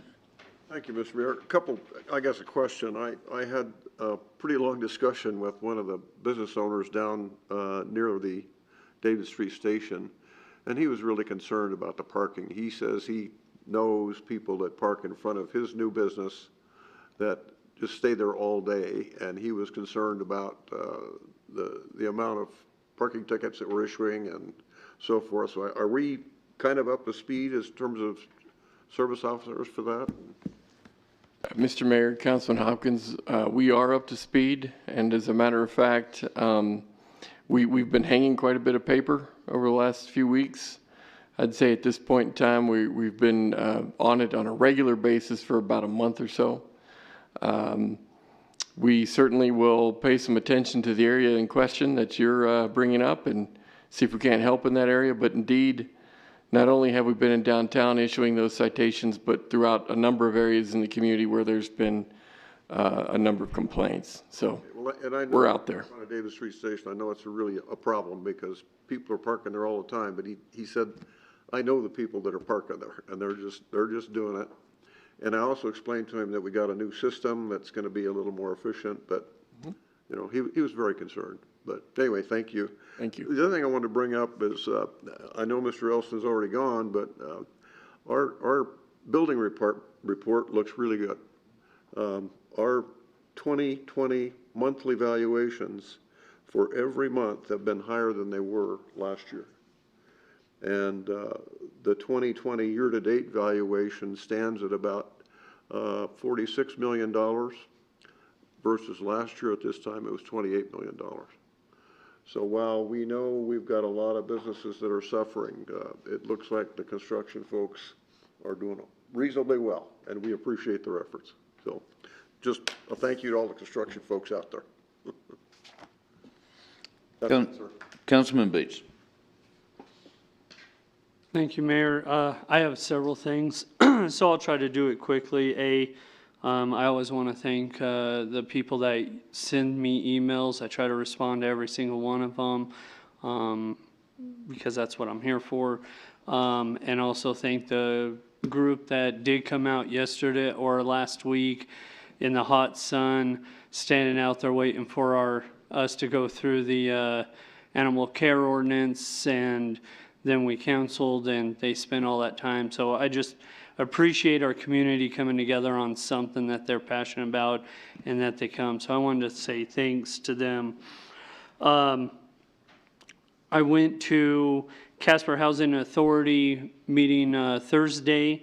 They had the auditor come in and speak to the board, and it came back superb.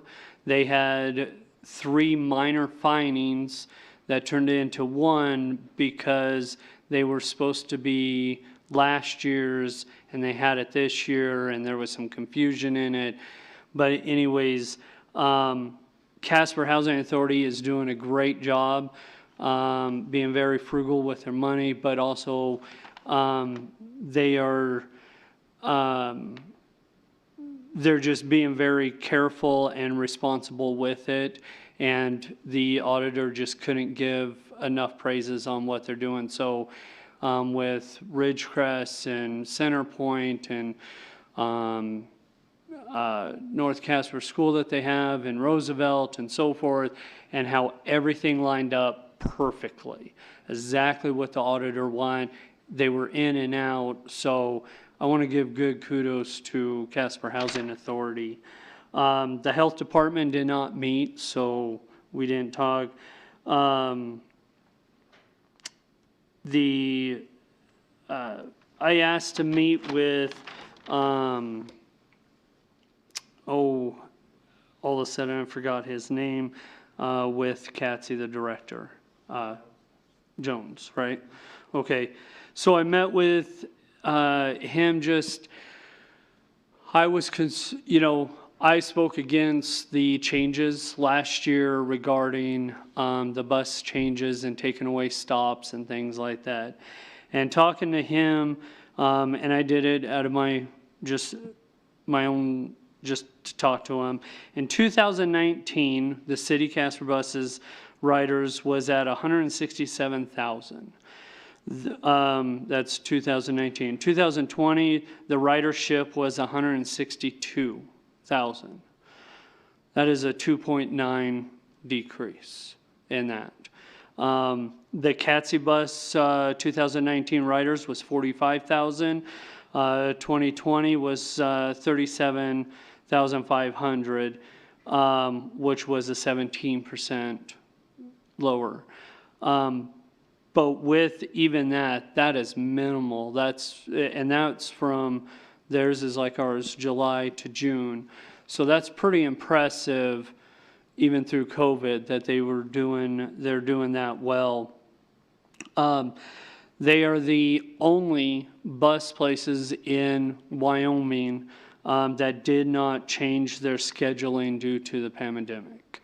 Everybody else, either you had to sign up, they just stopped it completely, they changed their scheduling so it was more minimal.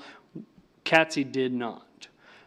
So I was very pleased to hear how well it's doing.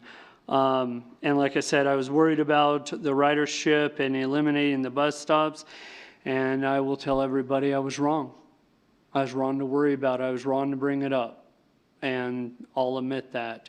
I think he's doing a fantastic job, so kudos to him taking that. I have a question, and if you're not prepared to answer it, if you don't mind, Mayor, but I have been asked regarding the street outlaws and where we're at with that, if you can speak on that. They are fully functioning in Scottsbluff, Gehring. Wish I had better news. Okay. That's too bad. Yeah. Okay. And then the last thing that I have to say, I normally would not talk about my campaign from this platform, but I need to correct something that was in the news and on social media. And I'm hoping that the news will correct this. That in one of the news articles, it said that Councilman Bates lost the election. I did not lose the primaries, neither did Edith Allen, but myself, Edith Allen, Kyle, and Lisa, we are all still very much in the general election that's coming up. And so I would just like to make correction, because if you go to my Facebook page, council page, you will see that I put that. I've had numerous of people say, oh, I thought you were done, so you lost. No, I'm not. And neither is Edith. Kyle and Lisa still in there. So you will find my name on the general ballot. And I really hope the news media will at least do something to correct that, because it's disappointing that people are saying, oh, I thought you were done. So that will be the last time you will ever hear me say anything about me and the election, and that's it. Councilman Huber. I have nothing tonight, thank you. Councilman Pacheco. The only thing I have tonight is I'd just like to recognize our dedicated police chief being here on his birthday. And I just want to just think that that's fantastic to hear. Chief, I don't know what you're doing here. So happy birthday to you, Chief, and thank you for all you do, and the hard work you do, and you've done a fantastic job. I know it's been difficult, so thank you so much for all that you do. That's all I've got. Can we ask how old you are? The only thing I've got tonight, I did a groundbreaking ceremony last week for the YMCA. They have raised enough money to get that pool going up there. Actually, several pools. There's a family pool, a lap pool, and a jacuzzi up there. Also a family changing room. Dondi that runs that, I went up there on Monday yesterday and walked through there with him, and he has given an open invitation to anybody on council or city staff to go up there and look at that facility and look at the expansion. It's going to add about a third of the space onto the YMCA when they get this done. But take a look at what they've got going on up there and what their plans are for the lower building. I think they're going to keep those gyms, but probably 90% of that building is going to get torn down eventually. So, but they're doing great things up there, and they've got a great board of directors and plenty of donors behind them to do that. So that came out very well. And then the only other thing is I want to just point out that I'd like to see, I asked this at Politics in the Park a few weeks ago as to how many people I actually see that are running for council seats that actually show up at council meetings, and the answer was none. But tonight, I just want to point out that there is a council or a person running for council that's here, and I appreciate that. I think that you need to be involved, and I like to see those people that are running come down here and show that they have an interest in what they're actually running for. So, Councilman Bates. Forgive me, I hate interrupting because you should end. But I want to point out the 5150 at Davis Street went really well, as Chief mentioned. But tomorrow is the vendor fest up at Event Center, and I hope everybody will try to go out and check that out, and then we'll all be there. So anyways. Okay. Well, I guess to segue on top of the vendor fest, it looks like PBR is coming back to Casper for 4 days here. So we're actually getting some events going again, and that's good. That's a very good thing. So other than that, I have nothing else for tonight. So thank you.